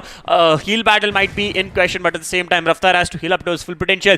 I think he has run out of first stage at this moment and just gonna wait it out right now. He's going to the side of Batch 99 as Parvesh pops up a chrono shield. A glue wall being put up from the side of Batch 99 is gonna give them the advantage. Ujjwal comes in from the back, gives the advantage. A nade being popped up from this perfect side, and the last player standing for the Batch 99 is going to be Divyansh. Will be able to pull a 1v4, and no, he gets finished off. That's going to be FF Antaryami taking home the 20k for the match number 2. FF Antaryami winning the round number 13. So this is going to be the biggest match, if I'm right, till now. All the 13 rounds being played, FF Antaryami is your winner for the 20,000 rupees. You can follow them on your Instagram. That is going to be FF_Antaryami. And you can also check him out on the YouTube. That is going to be FF Antaryami YouTube channel. Well, pretty much sure that all the fans who have followed them, who are right here at this moment watching them, and they are happy with the performance at this moment, and they will be very much satisfied, or more like happy or contented with Antaryami taking home and proving us wrong, I guess, at this moment. And proving Masab is going to be happy, Masab right? is going to be happy at this moment.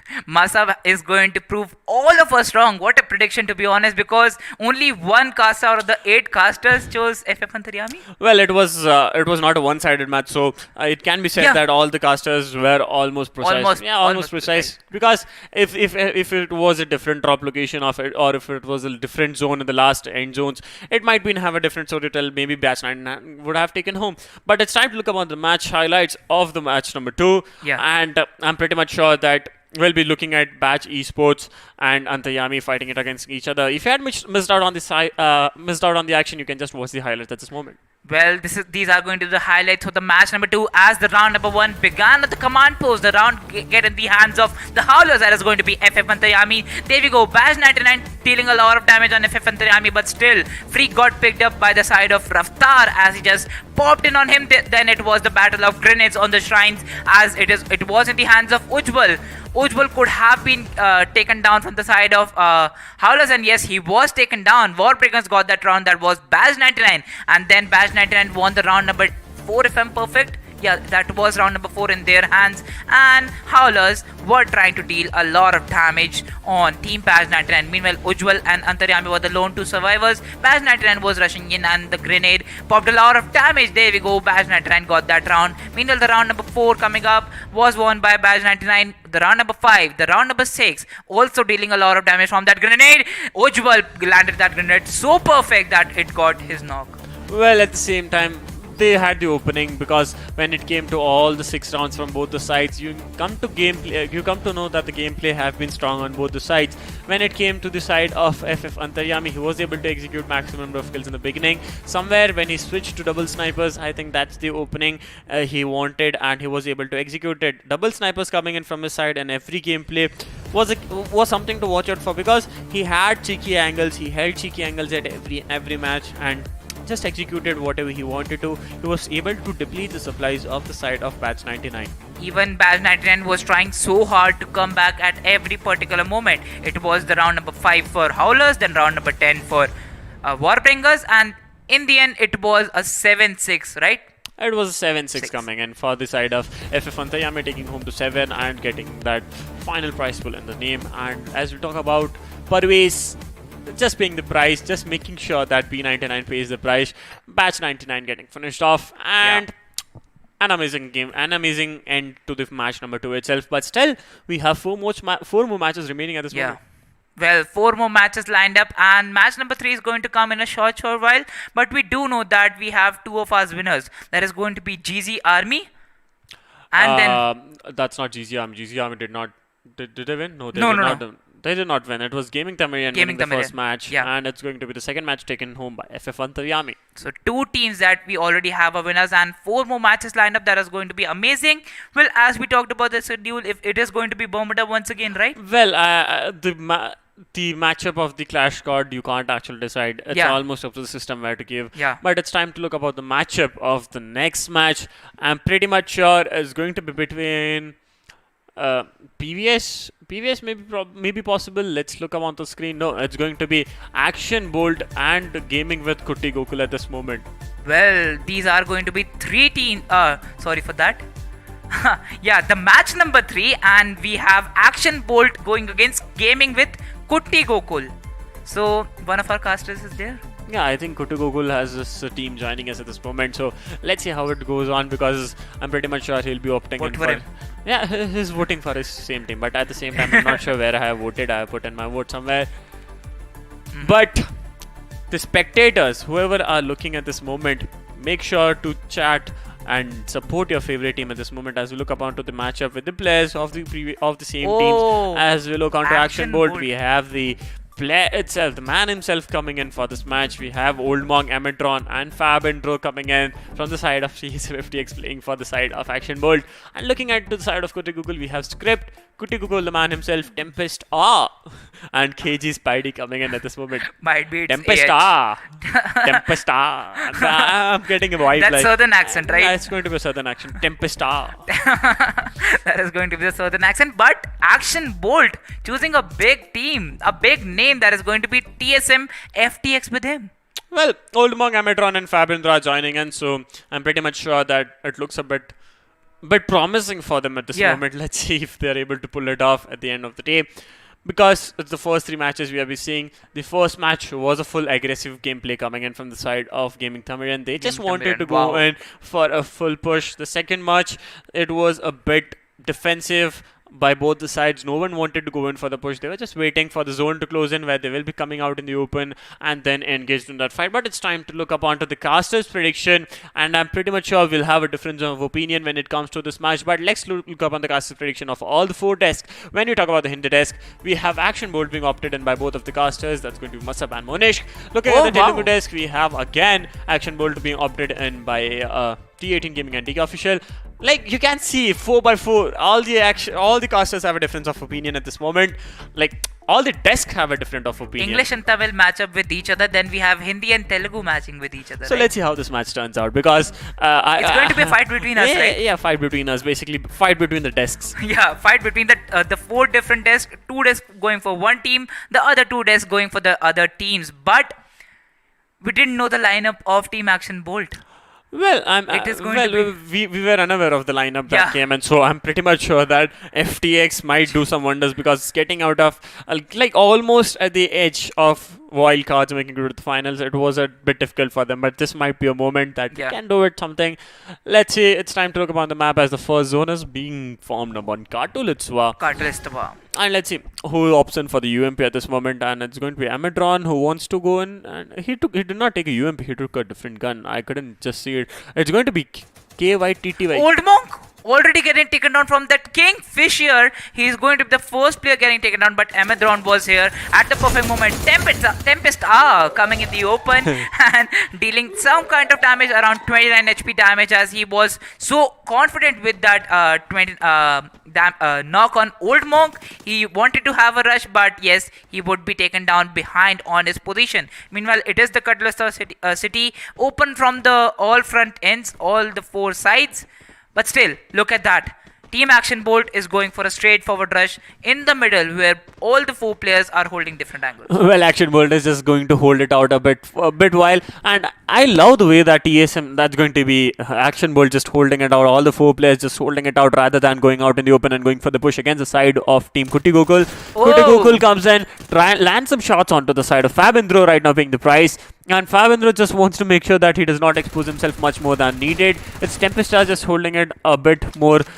He just wants to go in around and give the footsteps, making sure that the side of Team Action Bolt does not figure it out where they are at this moment. As Old Monk being tagged at this moment is knocked out, and I think he's very much out in the open. A revive does not come in from the side, so he will be paying the price, and TSM Old Monk will be finished off at this moment. As Fabindro gets knocked out, it's going to be the last player standing for the side of Action Bull. That's going to be Ametron at a different angle, trying to take a knock onto the side of Kutty Gokul, but it's going to be the zone that's going to deal the much of damage, and it's going to be an end for the side of Action Bolt as the first point goes in towards the side of the Haulers.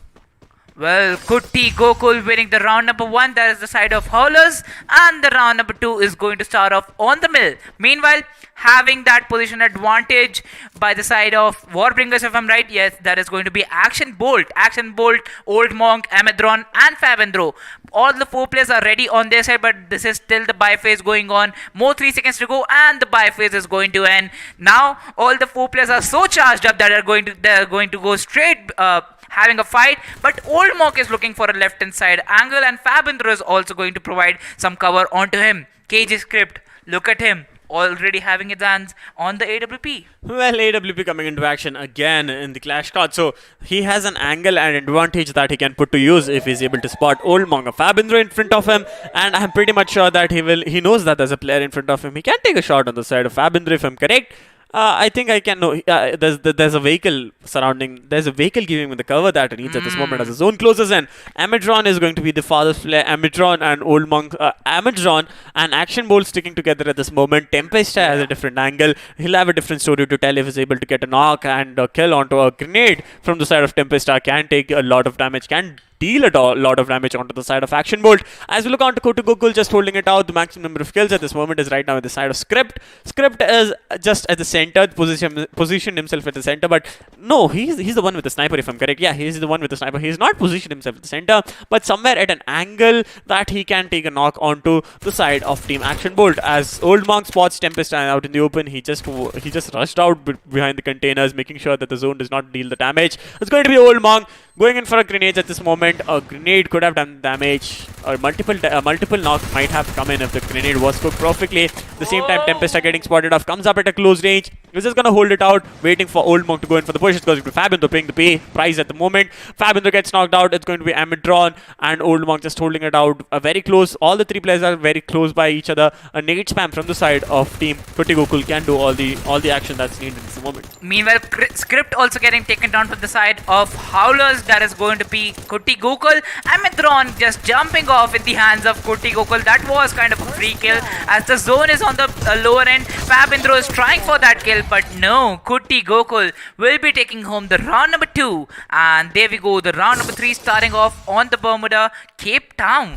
Well, okay. Cape Town comes in, and as we look onto the side of on the side of Action Gaming. Action Bolt right now paying the price, getting finished off early, and the economy.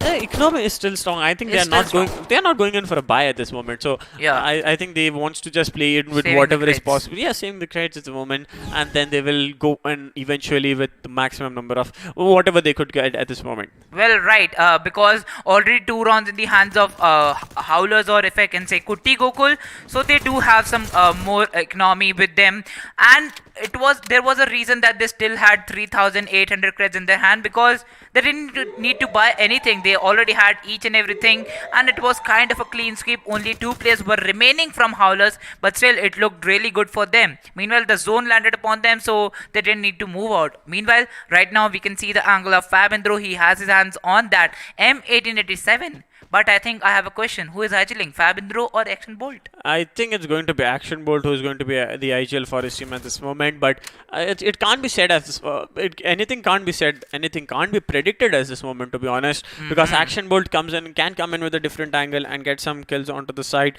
of Team Kutty Gokul. Kutty Gokul just being very safe at this moment. Just 1 kill in his name and the maximum number of damage done by Tempest at this moment. I want to see that assist kills and that comes at the start of the match. I'm not sure if we can see in the mid-match, but let's see how it turns out for them, because all the 4 players from both the sides are still standing. Action Bolt just waits it out. A nade being cooked in by Old Monk, takes down a player. Script is on his knees at this moment. Old Monk is going to go in for the push and finish him at this moment, and it's going to be a different story for the side of Action Gaming. If they go in for a perfect execution, it's going to be a mid-drawn being taken in by a grenade trade coming in from the side of Kutty Gokul. As Kutty Gokul goes in for the finish, he's trying to go in for the finish. He cooks up a second grenade, and it's going to be Spidey who's going to be right now alive from the side of Team Kutty Gokul. 2 players, that's Kutty Gokul and Spidey, still standing. They have to face off a 2v3. Kutty Gokul getting knocked out at the moment. Give the opening for the side of the Warbringers, but the trade comes in from the side of Spidey. He's right now at a very low HP, and he gets finished off at this moment. And it's going to be max 7 Warbringers taking home the first.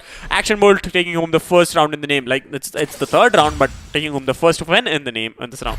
Well, the M1014, or if I can say the Max 7, is always the round changer. You might get some frags from the M1887. You will get the openings from M1887. But if you have certain different shotgun that is not in the hands of your enemy, well, you only have two bullets in the M1887, but you have around 6 to 7 bullets in both of the weapons. So you kind of have an advantage if you land the shots right. But there we go, Emethron already having that shot on Script. Script is busy healing himself. Meanwhile, the other three players are going for the rush on the side of Team Action Bolt, already having 2 rounds in their hands. Kutty Gokul, they do know that the round number 3 was lost, was not in their hands. So yes, they have to come back. They need to get some good lead, because the lead is going to be important. And I think I have one thing in my mind, that the time we saved the match number 1 from Gaming Tamizhan and the other team that had a fight against them, that was going to be GZ Army, we kind of utilized that time in the match number 2. Well, obviously they did. At the same time, as you look onto the side of Kutty Gokul, this is gonna hold it out, bit safe. Eventually, they'll come in for the fight against the side of Team TSM. That's going to be Action Bolt. Action Bolt, because always I see TSM Amatron if Old Three Monk players, and right? yeah, 3 players. So the name pops up on a name comes up on a tongue. At the same time, Action Bolt is gonna hold an off angle at this moment. He can try to go in for the back, but the zone is gonna deal a damage. I'm not sure how this is gonna turn out for them, as this both teams are playing a bit defensive at this moment. The only team I've seen offensive was just going to be the side of Team Gaming Tamizhan, who just went all in. All the 4 players just pushing it in. As soon as they get a knock, they are all in. As Tempesta right now plays in, gets knocked down at this moment. Spidey right now being tagged at this moment. Old Monk goes in for the push against the side of Kutty Gokul, pays the price. He'll be taken down any moment right now. But it's Kutty Gokul. Action Bolt comes in for the revive at the same time, and the revive comes in for the side of TSM Old Monk. Script right now is still alive. As Script gets spotted at this moment, it's going to be the Warbringers taking home a second victory in the name, as Action Bolt comes back into action with all the 4 players still standing from the side of Team Action Bolt. Well, now the Team Action Bolt is kind of understanding the importance of holding their spot, importance of going for a defender movement, as they are the defenders at this particular side, right? Yep. So they do have the AWPs ready, they do have some positions ready, but 2 snipers, Action Bolt and Emethron. Both of the guys going for that AWP as their secondary weapon, but Emethron is going for the shotgun, so he might also go for a straightforward rush. Meanwhile, Action Bolt could be just holding his position with the UMP and that AWM. If I am right about the exact gun name. Also talking about KG Script, Kutty Gokul, Tempest R, and KG Spidey. These are going to be the 4 players. Oh, that was a speedy movement using that character ability. He is going to just land upon his player and then just land upon the platform that is going to provide a good angle for the enemy team. Meanwhile, Fabindro and Emethron holding the left hand side, right hand side for the Old Monk and the Action Bolt. KG Script was trying to come in the open, but he was too open, so he got that thing in his mind that if he goes too open, he might be the first player getting out of the game. Well, at the same time, Action Bolt has 4 kills in his name, so he has an advantage. He has the maximum number of frags at this moment, so he can give the opening to his team at this moment. But let's see if he's able to execute it, as Spidey is holding a different angle when it comes to the side of Observatory.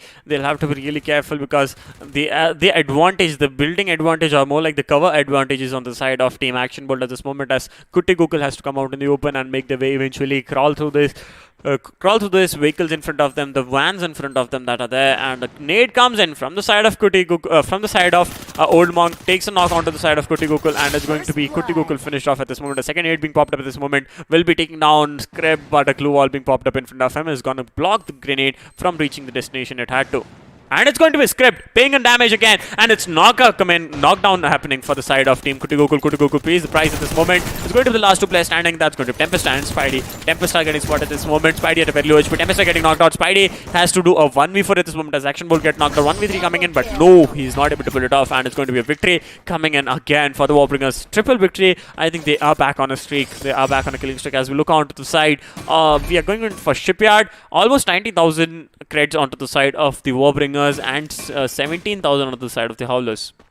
Well, look at that. There we go. TSM or Action Bolt, if I'm right, is going to have a good angle on the Howlers, as they have got the round number 5. Now the round number 6 is going to start off on the Shipyard. Meanwhile, Shipyard is kind of open, but you know the Northeastern compound, or if I can say the Northeastern containers, kind of has the last zone, right? So if you're going to hold them first, you kind of have an advantage. And there we go. Already Kutty Gokul holding the containers. Now they're just spamming grenades on Team Action Bolt.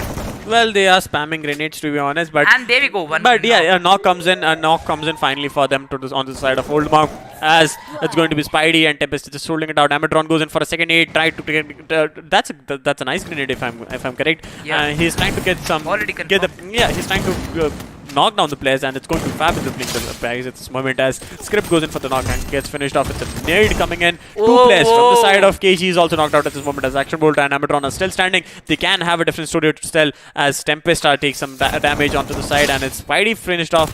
Spidey getting finished off at this moment. Tempestar right now paying the price, and it's going to be the push coming from the Action Bolt that he has watched out because Kutty Gokul is going to give the revive. It's going to be Tempestar giving the revive to the side of Script. Amatron and Action Bolt have grouped up together, have teamed up together. Action Bolt comes in from the back, tries to take a knock onto the side of Script. He's just holding and watching where Script is at this moment, and a knock can come in. A glue wall put up in front of the container on the side of Script is going to help him to heal up to his full potential at this moment.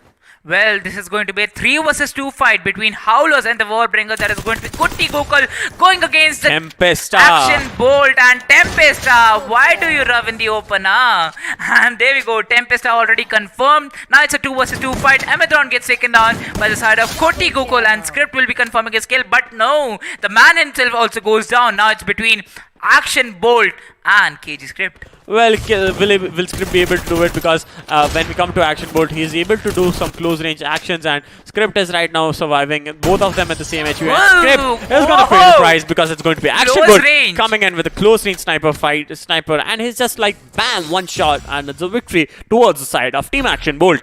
Well, now they have got a lead of two rounds against Team Howlers. That is going to be Kutty Gokul. So now the round number 7 is going to start off on the factory as both the players are waiting on that buy phase. Already have bought the weapons for themselves. Script is going for a double sniper. We can look over to Kutty Gokul having the UMP. Buying the vest. Okay, also a vest coming up for Script. I was going to talk about that. Meanwhile, Script understands the importance of the vest and he buys that at the last moment. Well, when we come to the side of the Warbringers, this time they have to be really careful as Kutty Gokul, the side of Kutty Gokul is going to the terrace or going to go on towards the advantage of as much altitude advantage as they can get in the beginning itself. Let's see if they are able to execute it as Action Gaming just holding it out at the bottom. They know that the squad have spread themselves out against them. There will be booby traps set up at this moment. They'll have to be watching out for ambushes, but it's not much of an area to be covered, and if Oldmonk goes out in the open as he usually does from the side of factory, he'll be paying the price because all the 4 players have positioned themselves at different angles, and one knock coming in from the side of Team Kutty Gokul is gonna give them the opening that they need. Spidey goes in for a different angle, wants to go in for the push from the small opening between the gap, and yes, he goes in for the push, but will he be able to get the damage? Will he be able to get the knock as he's at 155 HP? Gets a knock onto the side of Fabindu, but a trade coming in from the side of Spidey. Spidey gets knocked out, and it's a trade coming from the side of Amadron. Both the players from one of the team, both players from the side of Warbringers and Hollowers plays the prize at this moment. Well, 1-1 player out of the game now. Tempestar is having a fight with Team TSM Old Monk, and yes, there we go. Old Monk getting taken down from the side of Kutty Gokul, the man himself with that UMP. Now converting that fight to a 3 versus 2. Action Bolt and Amadron are going to be the 2 lone survivors. Meanwhile, Action Bolt, he is the top fragger at this moment. Well, he can be the top fragger, but eventually when it comes to the side of Team Kutty Gokul, I think he's the top fragger on both of the teams, comparing to both of the teams. And Script getting tagged off at this moment. Action Bolt tries to get a knock, and if that knock comes in, it's going to be an advantage for him because he can turn this fight into a 2v2 as the zone closes in. As the zone shrinks, Action Bolt starts taking damage from the zone, and he's gonna get knocked out by the Max 7 coming from the side of Tempest, and it's going to be a easy event for the side of Kutty Gokul. Amadron tries to go in for a heal battle, and he's going to pay the price at this moment, and it's going to be the Howlers taking the win at the name. Look at that HP, barely surviving on 18 HP, but I think so the boosters helped at that moment because one particular booster can help you a lot. And meanwhile, Old Monk started off it late. He didn't have one more first aid that team Kutty Gokul had, and there we go. The round number 7 confirming in the hands of Howlers. That is going to be Kutty Gokul. Now, It is going in the hands of Warbringers because it is the Mars Electric and they do love some open angles. Well, Mass Electric is obviously going to be the side of Team TSM FTX because they have been able to put it out. But when it comes to Action Bolt, let's see if he's able to stick up to the team plan and able to get those shots executed, as Amatron knows which angles to push in. Action Bolt Is comes this in with on a different point, angle. right? He's gonna go in for a push, but at the same time, the UNP in his hand, will he get the advantage? Because the off angle being held right now by the side of Spidey is gonna give. I think it's going to be Kutty Gokul. No, it's going to be Script holding an off angle because he's the man with the snipers always from his team, and the side of Team Action Bolt have to watch out for him. But at the same time, the way that Team Action Bolt have positioned themselves, Action Bolt holding inside the warehouse, and it's Ametron, Fabindro, and Old Monk at different angles. So it's again an ambush. This time being set in from the side of TSM FTX. Script out in the open, and it could have been Oh an easy no! knock. And Desert yes, Eagle. a Desert Eagle comes into action from Whoa. the side of Ametron, and he's gonna put a finish to the side of Script at this Wow. moment. Blood. Desert Eagle headshot, just one headshot was so damaging that Script got taken down, and after that the three shots that landed on his body, one on his feet if I'm right, and he was confirmed. He was the main sniper player. He was away from his team. He could have helped the team, but he's already taken down. Well, Action Bolt right now at a very few HP, at a very low HP. TSM Old Monk comes in for the backup at the same time as needed. Tempest up is the prize. Amatron is just gonna wait it out for his teammate to come in for the revive, but the revive will not be happening for the side of Kutty Gokul as Kutty Gokul pops up a glue wall in front of him. Another glue wall could give him the could give him the revive damage. The last place standing is going to be Spidey, and paying the prize right now is going to be the side of the Howlers as Warbringers Wow. take home the round with all the 4 players standing because it was Mars Electric. An uncontested place for the side of TSM FTX. Well, I think so. We talked about that, right? Because TSM FTX, they do love to drop off on Factory and Mars Electric with a 2-2 split, if I'm right? So that's a good split for them. And after that, using that strategy of holding the positions, holding the perfect positions, Ametron got to know that one of the players is on a flank with the sniper rifle. He used his Desert Eagle. That was so accurate with that aim. The god aim from Ametron got the knock on Script. Okay. Meanwhile, now it's a good fight incoming from the side of Kutty Gokul as they have already got attack on Action Bolt. Well, at the same time, when we look onto the side of Kutty Gokul, they have an opening because either if they do not go in for this round, it might make it a bit difficult for them to make a comeback after the next round because it's going to be the match point if Warbringers take home this, and it will be easier for Action Bolt to just pull off a round rather than fighting it out. It's the 9th round in front of us as the zone is going to shrink in the next 1 minute and 20 seconds. As we look onto the side of Action Bolt, he just wants to wait it out. He spots KG Spidey. It's going to be Ametron spotting, and alright, it's Fabindro spotting, and Spidey again. Grenade exchange will be happening any moment right now as Fabindro gets knocked out. It's going to be Ametron giving the backup at the perfect moment, and he's gonna go get the kill onto the side of Spidey. Confirmed at this moment. He's gonna go in for the revive. Fabindro being revived at this moment is gonna put the difficulty onto the side of Team KG.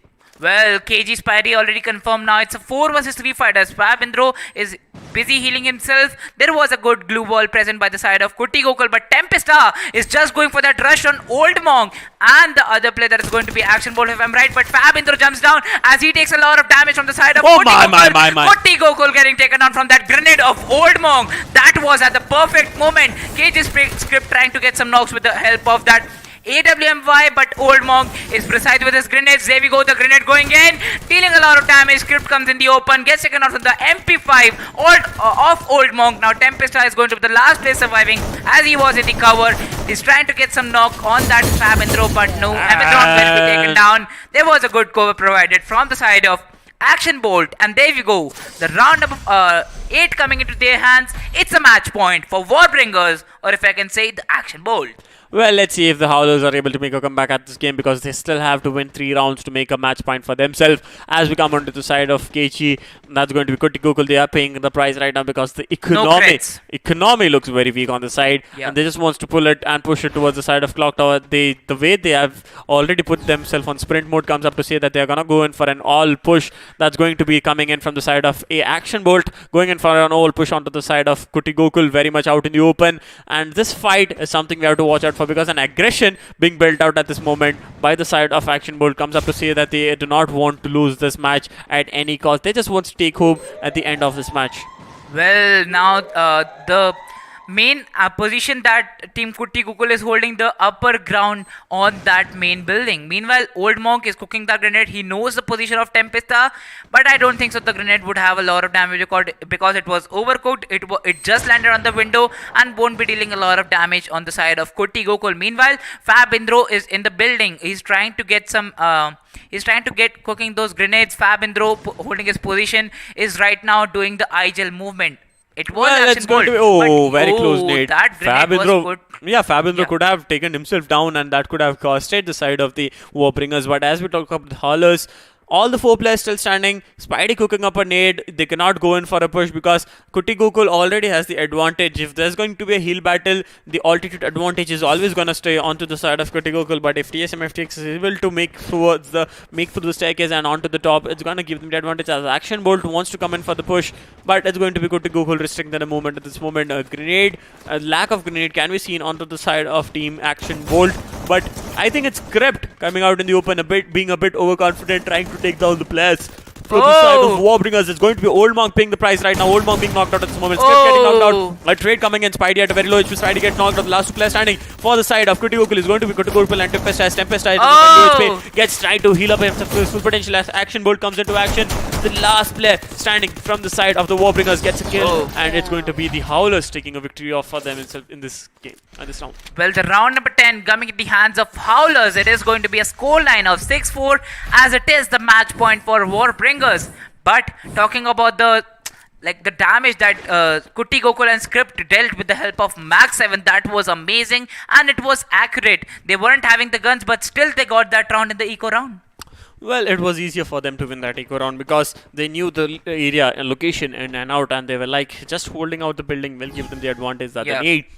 But coming back to the side of Team Action Bolt, this is a match point again for them. They have spotted Team Kutty Gokul out in the open. Spidey and Gokul have been tagged at this moment. Fabindro can come in for a different angle, try to go in for a push onto the side of Team Kutty Gokul. Yeah. The kills being shared right now from the side of Action Bolt is 7, 8, and 8. That comes up to say that each member is contributing equally in this match in the Clash card. So when it comes to Old Monk, he has to go in for a different angle. Fabindro has always been a supporter. He's playing as a support for his team at this moment. Let's see if he's able to go in as a pusher at this moment and execute 4 kills and come back and make it somewhere with him at the top of the leaderboard, as Fabindro is the player who's getting tagged at this moment. It's very low HP. Gets a knock onto Spidey. Will he be able to execute the kill? But no, it is not. At the same time, the backup comes in from the side of Amitron, and it's going to be Spidey right now being the prize. Spidey getting finished off. It's going to be Fabindro who might get revived any moment right now, but it's Amitron who has been finished off. Fabindro getting finished off. It's a 1v3 situation that Action Bolt has to pull off at this moment, as Tempesta, Kutty Gokul, and KG Script are still standing, and it's going to be Howlers taking one more round in the name. They are back on the streak at this moment. Well, I think the next round is going to be a really important one, as this round can mean that the Warbringers will be the match winners for this game. But if Howlers win this one, we are going into one more round, and that is going to be a decider one because the score lines will be equalized. But those are still the expectations, or if I can say, those are still some predictions. Meanwhile, Script already picking the double sniper once again in his hands because this is a hard buy round. Kutty Gokul, they're ready with their weapons. KG Spidey going for that ACAT in his hands, and Tempesta right now moving in the fist. They are going for that all-in rush, but looking over to the movement of Action Bolt, he is going for that flank angle because he loves to snipe, but he has his hands on that Desert Eagle. Well, as we look onto the side of Action Bolt, they want to go in for the first knock, and the first knock comes in from the side of them, and it's going to be Farmers being put into place. Spidey getting taken down at this moment. He goes in for the knock, getting finished. It's going to be Old Monk executing that kill. Well, we talk about the side of Action Bolt. He just wants to wait it out. He's just gonna wait it out a bit more because he does not want to be the overconfident player from his team going in for the push and getting taken down, giving the advantage to the side of KG, making it an equal situation for them. But when we talk about KG, that's Kutty Gokul just holding out with the UMP in his hand. Tempesta might come in for the push any moment right now. But as we talk about the side of Script, a cheeky angle being held at this moment, but from his side. Well, look at that. Spidey already out of the game. It's kind of in the hands of Action Bolt, but if Howlers can vote this round for themselves, then it is going to be a decider one because look at that. The positioning is good and there are no guns in the hands of Warbringers, right? So kind of it's an eco round for Warbringers because they are still having their hands on the pistols or those shotguns that we see as M1887. Well, as we talk about Amantron, he's just waiting it out. He just wants to. He just has the height advantage on his side. He will spot Script any moment right now. He knows that there's a player in front of them, Action Bolt, and Script is right now being slaughtered at this moment with all the three players coming into action. He has been slaughtered. Tempesta gets knocked out. Last player standing is going to Kutty Gokul, and it's going to be a very easy win for the side of Team Action Gaming because Making Kutty him run. We're making him run at this moment as Tempesta getting finished off, and it's going to Kutty Gokul being taken down at this moment, and the 7th round goes into the favor of Team Action Bolt, and they're gonna take home 20k. And you can find them on Instagram on AACTION Bolt. And double action. It's going to be double A action coming into play from this. Well, it is Team Action Bolt, and you can find them as Action Bolt on Instagram, then Action Bolt on YouTube. But I think the highlight moment could be Action Bolt finishing Kutty Gokul in the last round. Well, obviously, because the way that Kutty Gokul was holding inside that small building, just inside the small room, they just gonna go in for the slaughter. They were making sure that he does not escape from any roads. And executing it, very easy gameplay for them, very easy finish for them coming in. Well, that was a good game for the side of Action Bolt, as once again we saw another decider. So 2 deciders back to back in the game number 2 and game number 3. But I think we'll have to look up to the highlights because it was a very close gameplay coming in for both of the teams. I think I thought that somewhere the Howlers did win, right? Yeah. So the Warbringers were making I thought the Warbringers were making a comeback. In the end, it was Warbringers. In the end, it did not work out for them. But it's time to look on to the highlights. Well, now the highlights coming for the match number 3, as the round number 1 was looking into the favor of Team Warbringers, but then it went into the hands of Kutty Gokul. The round number 2 also going in the hands of Kutty Gokul, because one of the main key moments was that grenade that landed on KG Script. He was confirmed, but KG Script got knocked out 4 times by the side of grenade. Well, yeah, the grenade comes into play every time because the grenades being popped up perfectly from the side of Action Gaming. The way that they were able to put in the grenades are compared to what we saw in the league stages from the side of TSM FTX. So the way that that old monk puts up his grenades or tries to use his melee, he has been able to execute it perfectly, and that's the exact gameplay I hope to come from the side of a player like players from the side of TSM FTX or the players who played in for Action Bolt Gaming. Yeah, Action Bolt, look at this one round, right? There were only 2 players surviving, but they were so damaging to Kutty Gokul that they could have still won that round, and they won it. And you know what was that kill highlight? That AWM shot in the close range. Well, AWM shot in the close range. He does not misses his shot. He's so precise. His shots are so surgical that he does not need to open a scope because he's experienced. That's why they are invited at this moment. As we talk onto the side of Spidey trying to get him some kills onto the side of TSM FTX. That's going to be Action Bolt. He tried his level best. The maximum number of kills onto the side from the side of Team Kutty Gokul was done by, I think it was either Tempesta or Script. Script always holding an off angle gave them the advantage, but they were not able to execute always in the favor, as Script getting taken down early or Tempest getting taken down early gave the advantage for the side of Action Bolt to go in for the push. Well, this was one of the last rounds, as it was the victory for the side of Team Action Bolt in the Cape Town. Well, obviously, when it comes to the end of the day, it's going to be the third Clash card that just ended the Influencer Invitational. Already 60k disbursed and 60k still remaining. So that's the first match going in for Gaming Tamizhan. The second match for Team which was the team that took on the second match. The third one going in for Team Action Bolt Gaming, and I'm pretty much sure that if I'll remember it before the break comes in. Batch 99 versus? Batch 99 versus one of the squads. I think that was only Masab going for the squad. Yeah, Masab was going. Antaryami game. Yeah. But it's time to take a quick break, and we'll be back on the stream shortly. And we still have 3 matches remaining, 3 Clash cards remaining for the Influencer Invitational between most of your favorite influential. Stay tuned. Do not go anywhere. We'll be shortly back.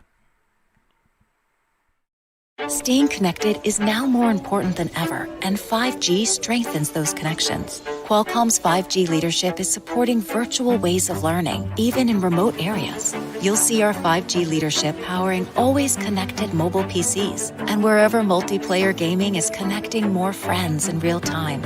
At Qualcomm, we remain focused on transforming industries, creating jobs, and supporting the economy. The invention age is here. At Qualcomm, we invented the breakthroughs that made 5G possible. That means you'll see our 5G leadership transforming industries like agriculture. The invention age is here, and it's about to change everything. You deserve a mobile PC that's as connected as your smartphone, with battery life that can last for days. That's why your device deserves the Qualcomm Snapdragon platform. Are you ready? 1, 2, 3, strap!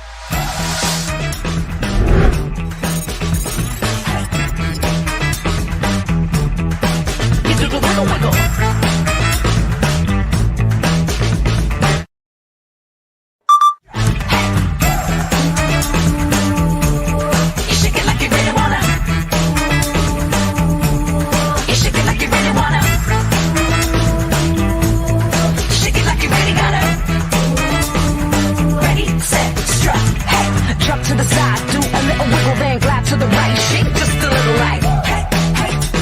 Count 1, 2, 3, strut!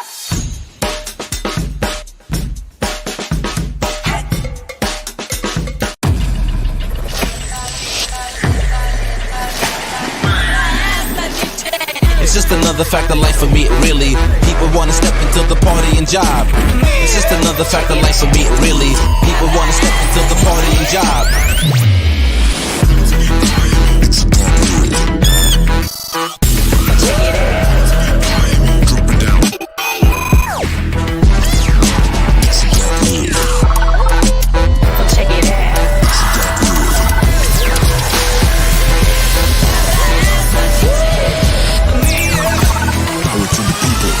Wanna step into the party and job.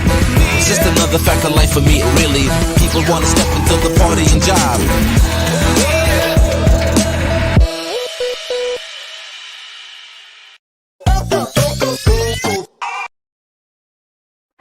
You deserve the freedom to immerse yourself in other worlds and explore new realities.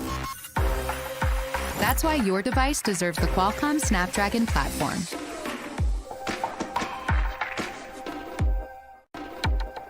You deserve multiplayer games that respond at the speed of 5G. That's why your device deserves the Qualcomm Snapdragon platform.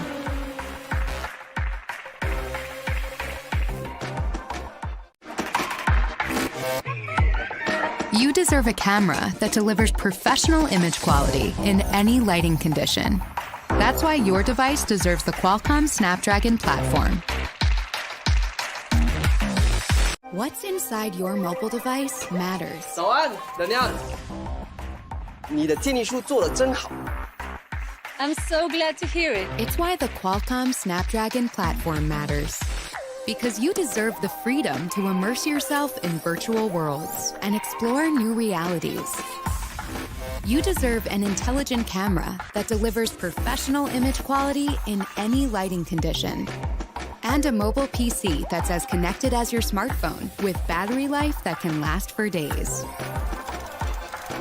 You deserve multiplayer games that respond at the speed of 5G. 谢谢 Daniel。 I'll talk to you tomorrow. And you deserve the ability to stream crisp, high-resolution videos in more places anytime with 5G. You deserve all the best 5G experiences. That's why your devices deserve the Qualcomm Snapdragon platform.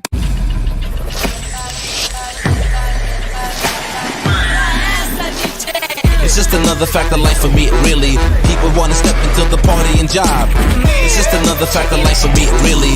People wanna step into the party and job.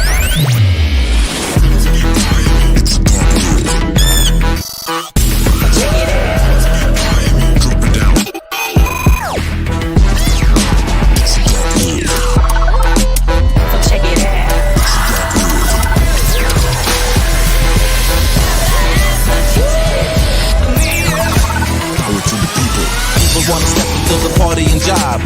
It's just another fact of life for me, really. People wanna step into the party and job.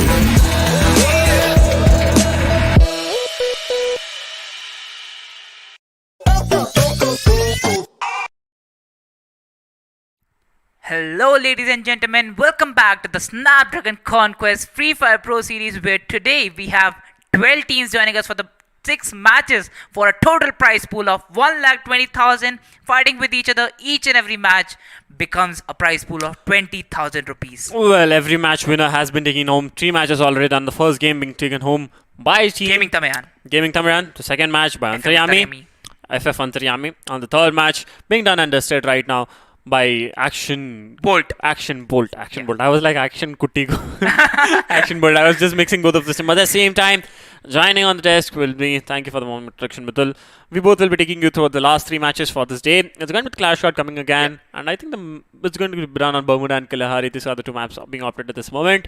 The first match been done on Bermuda, second on Kalahari, the third on Bermuda. So let's see how it turns out, because the next match is going to be somewhat interesting, because we have Team PVS Gaming joining us. We saw in the promo itself, like which teams will be joining us. It was PVS versus one of the teams. The matchup will be on the screen in a few seconds, but I'm pretty much sure that the PVS TSG Army. The PVS TSG Army is still alive. Then there's that Lokesh Gamer. Then there's let's look at the matches at this moment, because the matchup is on the screens. At the same time, it's the Alpha Free Fire versus PVS Gaming at this moment. Well, Alpha Free Fire going against PVS Gaming, and the man himself, PVS Gaming, is going to play in the squad. But talking about Alpha Free Fire, he was not revealed previously when we had 3 question marks on our screen. It was going to be predicted by 3 different what can I say, audiences, right? Audiences were going to predict their teams, but there we go. Alpha Free Fire. From the side of Alpha Free Fire, we have Yash, Rishabh, Nadeem and Alpha himself. On the side of PVS Gaming, we have PVS Mohe, PVS Gaming, PVS Eco and PVS Nobita. So there is no Yogi. Well, I think PVS... They have Eco, right? They have Eco, the man who can make all the difference that they need. Yeah. And Eco himself, him is a lone man, is a lone wolf. He can put down an entire squad. You have seen him perform in the league stages, in the wildcards, the way they have performed, the way they have performed in wildcards. If they had kept up in the league stages, they could have been on the top of the leaderboard instead of blind esports. But all things happen for a reason. They are right now making the way into the final. So let's see how they are doing in this invitational clash card for the day 1.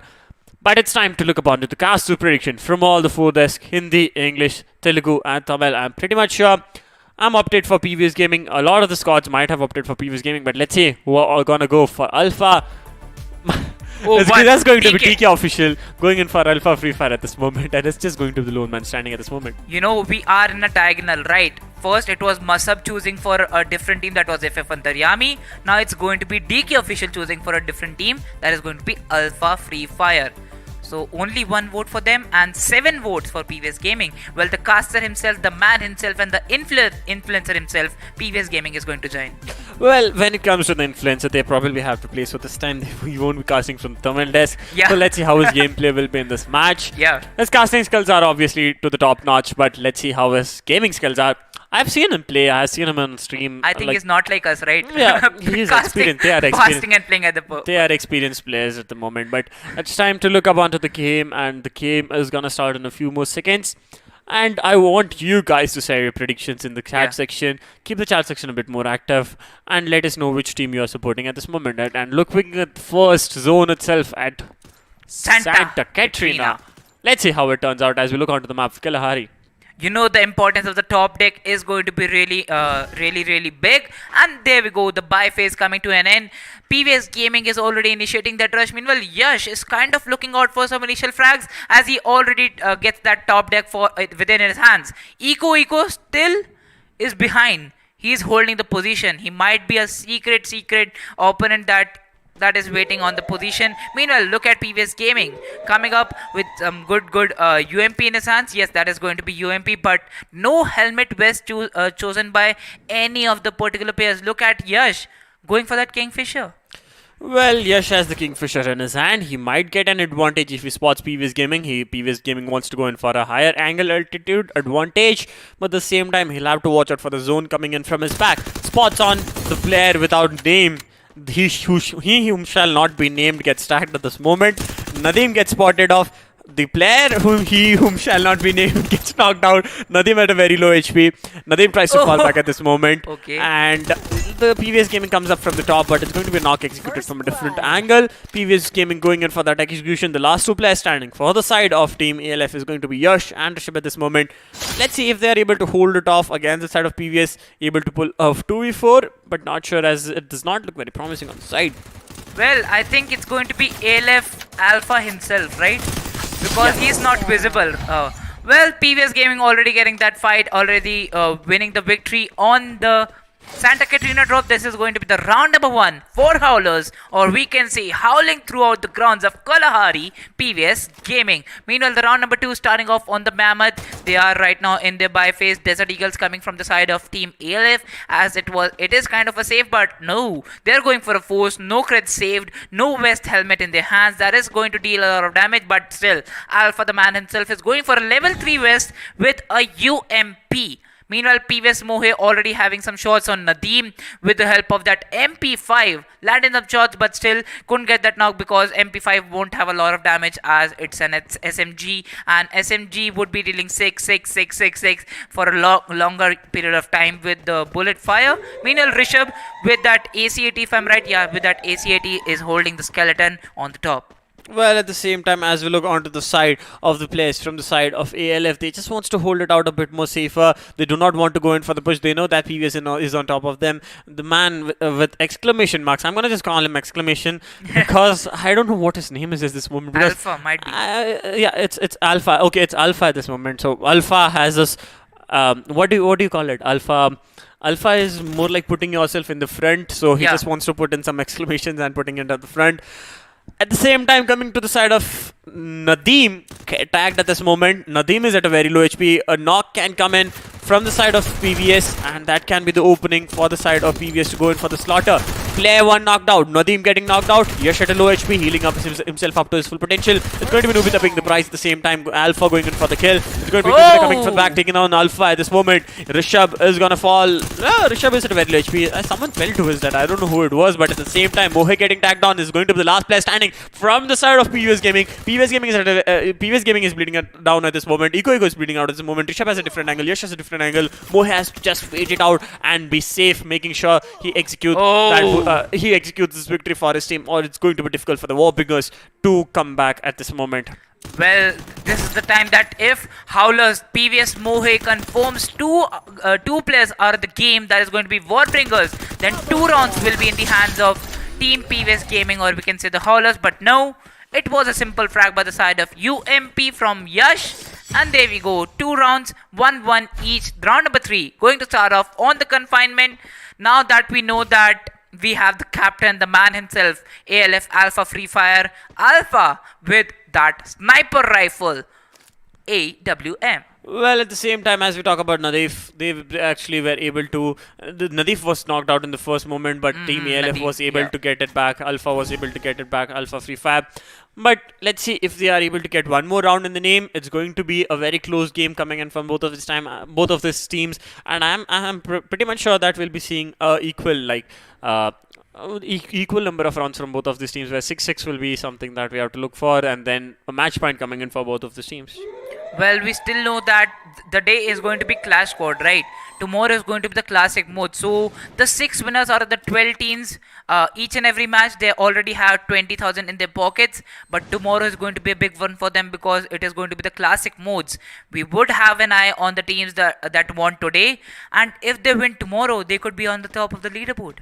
Well, coming on the top of the leaderboard, it's something, I don't know how it turns out for them. Let's see if PVS Gaming is able to execute it, because PVS Gaming is right now at a very low HP, gets a knock onto the side of Nadeem. They'll have to watch out for the zone at the same moment. PVS Gaming gets that kill confirmed at this moment. PVS Gaming has the highest number of frags. He has to watch out for Alpha, who has a different angle. Rishabh is at a very low HP. Nubita goes in for the push onto the side of Rishabh. Rishabh has to be Rishabh gets knocked out. A jump shot Not coming by in from the side of shotgun. Nubita. Grenade now coming in, and it's going to be the last player. Alpha standing in. Alpha is not the last player. There's Yash still standing. I am not sure where he is. He's just a corner somewhere, fighting it off Different against house. Mohe.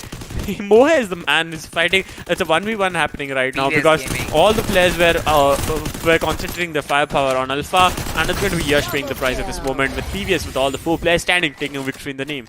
Well, PVS confirming the last frag.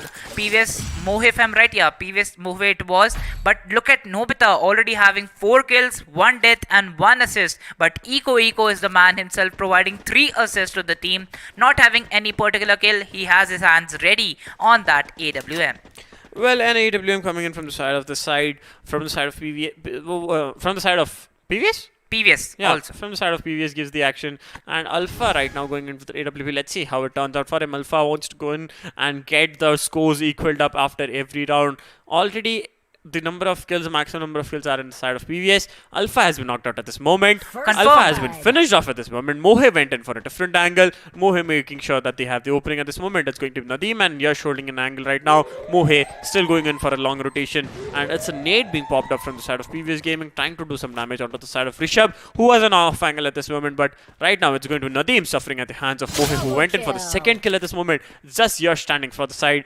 It's just Yash standing at the off angle at this moment. He's almost about to be knocked out, but PVS comes in, Eco comes in from the back, gets a knock onto the side of Yash, and it's last player standing for the side of ALF, and that's going to be Rishabh. Yes, Rishabh, and an 8 being cooked in from Nobita can take down the last. Oh, accurate it was. Rishabh was not expecting it because it was a bouncy grenade, but still he got a knock on. PVS Gaming, Mohe for the win, Mohe for the perfect moment, but still the kill went into the hands of Nobita, if I'm right? Yeah, Nobita took the kill because the grenade being popped up at the last moment, taking the win for the name of the Howlers. Howlers with a 3-point advantage at this moment, looking strong. The economy is fully onto the side of Team PVS Gaming and almost broke right now, so they'll have to be really careful, have to take this round in the name, otherwise they'll have to be paying the price and leave home without any money in the hand at the end of the day. Well, I think they won't. They just would be pinning them down because right now, look at that spot. It is going to be Bayfront. You know that you have to come to the center. You know you have to come into the open when it's the last circle. But you can still fight along with the houses. The positions that you have. Nobita already cooking that grenade might land around Yash or the Alpha Free Fire himself. But he is coming in the open with the glue balls. He's charging in while the other teammates are just providing the cover. And there we go. A close range AWP. A Chrono Shield popping in, but only for 5 seconds because you know the timer has been decreased. The timer is going to expire soon. And there we go. The Chrono Shield already expiring. Nobita in the open getting taken down with the side of M1887. And that was a great shot. Nobita, he might be revived from PVS Gaming, but the grenades come. Oh! The HP, only 10 HP remaining for PVS Gaming as Rishabh is going for that rush. And meanwhile, Mohe is really low. PVS Gaming getting taken down. He got a revive on Nobita, but PVS Nobita also gets taken down as Yash getting 2 kills back to back.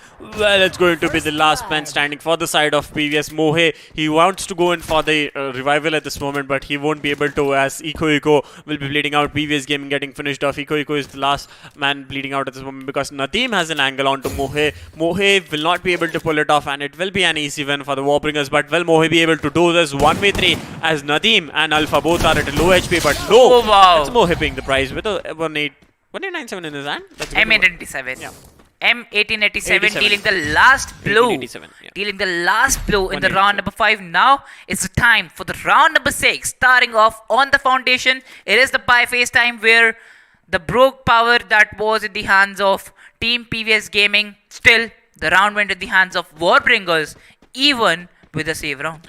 Well, it's easier for the side of PVS to still make a comeback because the economy still looks a bit promising for them, but almost recovered from their last fight. That's going to be Team Alpha coming into Alpha Free Fire coming into action. PVS Gaming tagged at this moment. Nobita wants to go in for a push, and 8 being cooked in can do a lot of damage to the side of Yash if the glue wall was not being popped up at the perfect moment. But it's PVS Gaming who does not want to stop at this moment. Goes in again and again for the push, and a knock is going to happen in a few moments as Alpha gets tagged off at this moment. It's Mohe being the prize right now. Nothing being traded off at this moment. Mohe being finished off, Nadeem being traded off. It's a 3v3 scenario that the fight has turned into where Nobita and PVS Gaming are at a low HP. Alpha healing up to his full potential before taking the fight. Spots of Yash, land some shots onto Yash, and then he's going to try some try to land some more shots onto the side of Alpha. No, Alpha gets knocked out grenade. at this moment. Rishabh at a very low HP. Yash at a very low HP. A nade being popped up at this moment is gonna take down Alpha. That's a nade coming in from the side of Iko because we know the type of nades that Iko is able to execute. It's going to be Rishabh right now paying the price as PVS Gaming is at almost 10 HP. He has to be really careful as PVS Gaming gets knocked out. Yash gets knocked out. The last player standing for the side of ELF is going to be Rishabh. Alpha Gaming, Alpha FF has to be really careful because it's going to be Iko dissecting through all those players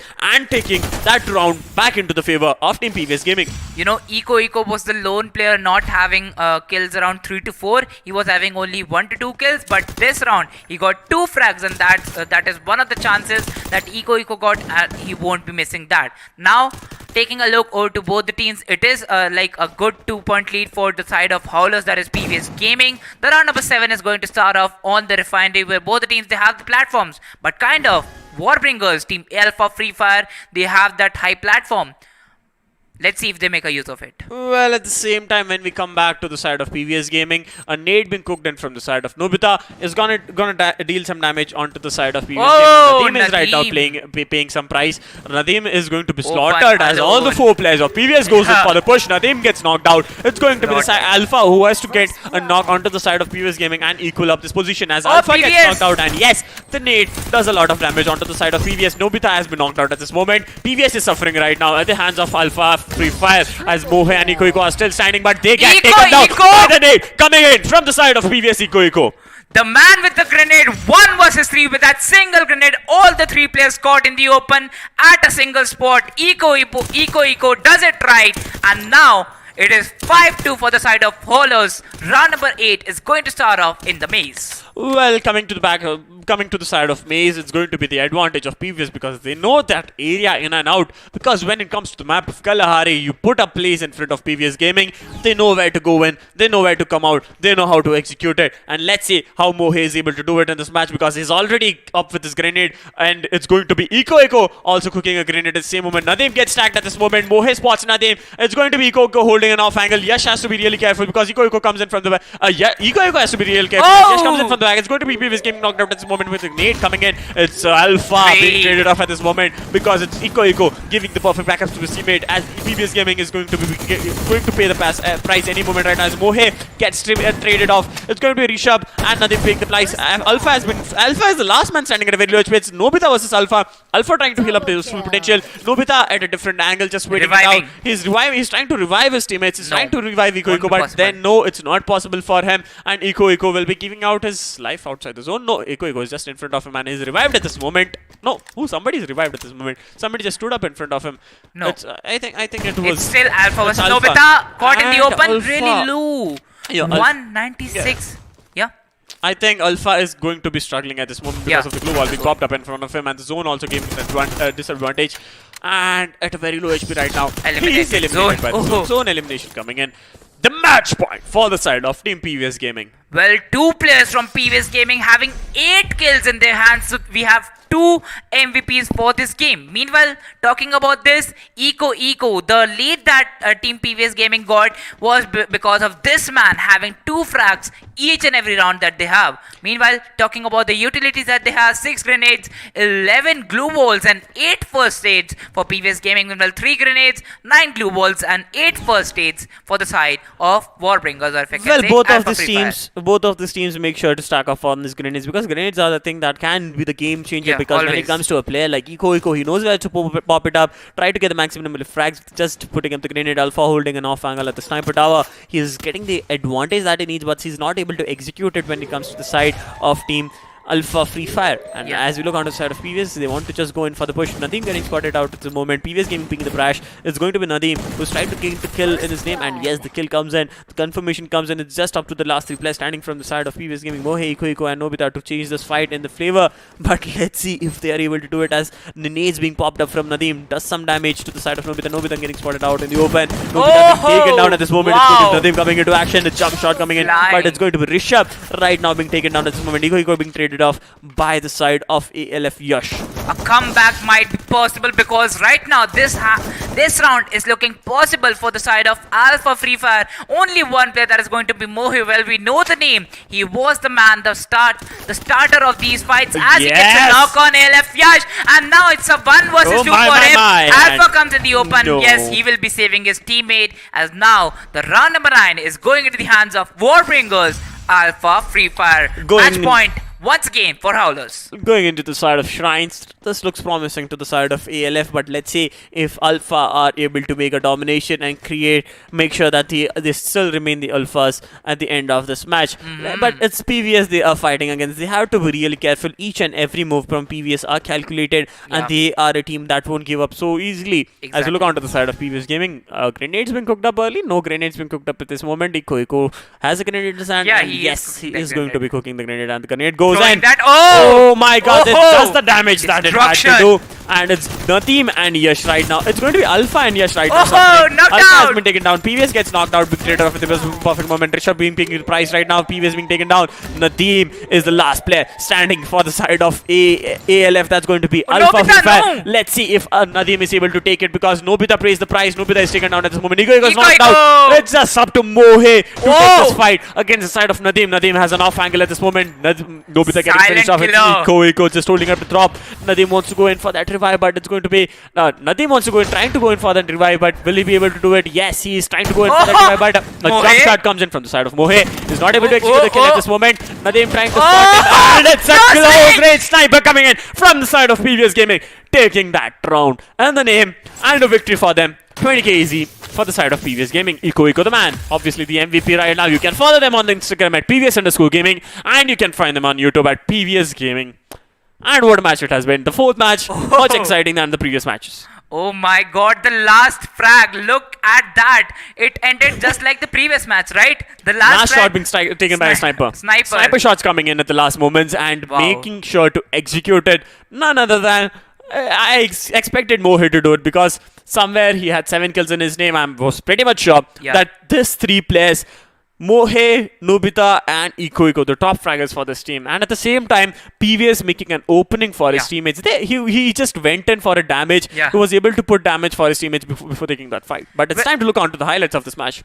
Well, I think PVS Gaming was the man always providing the support and the IGL, but it was the man Mohe starting off the fights and ending the fights. Let's take a look over to the highlights of this match, where the team were PVS Gaming and Alpha Free Fire, starting with the round number 1 on the Santa Catrina. 2 players already got taken down from ALF Esports and converted. No single player got taken down from the side of PVS Gaming in the round number 1. After that, it was looking really bad for PVS Gaming, and yes, the round number 2 went in the hands of Warbringers. That was Alpha Free Fire. Round number 3 starting off with the confinement, where the first kill came into the hands of PVS Gaming by the side of Nadeem, in the name of Nadeem. Only Yash was surviving from the side of Alpha Free Fire, as he also got taken down from Nobita, or if it was right, Yash in the round number 3, and round number 4 starting off on the console. Well, in the round number 4, I really like how Mohe had an off angle held and taking down 2 players from the side of Alpha Free Fire. The third player was almost about to be taken, but Nobita came in from the back and was like, I'll support you and give you the backstab that you need.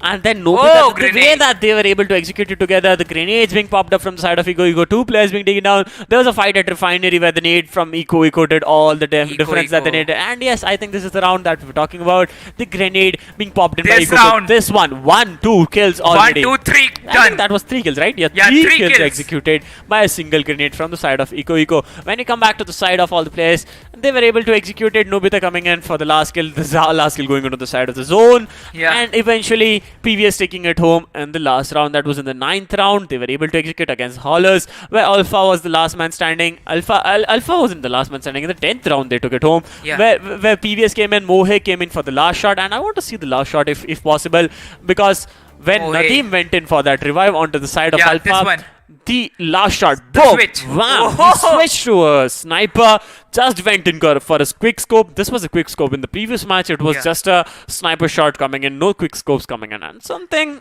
from the side of Mohe, extraordinary gameplays coming in. Each and every day, PVS have been astonishing us. In the wildcards, they did it.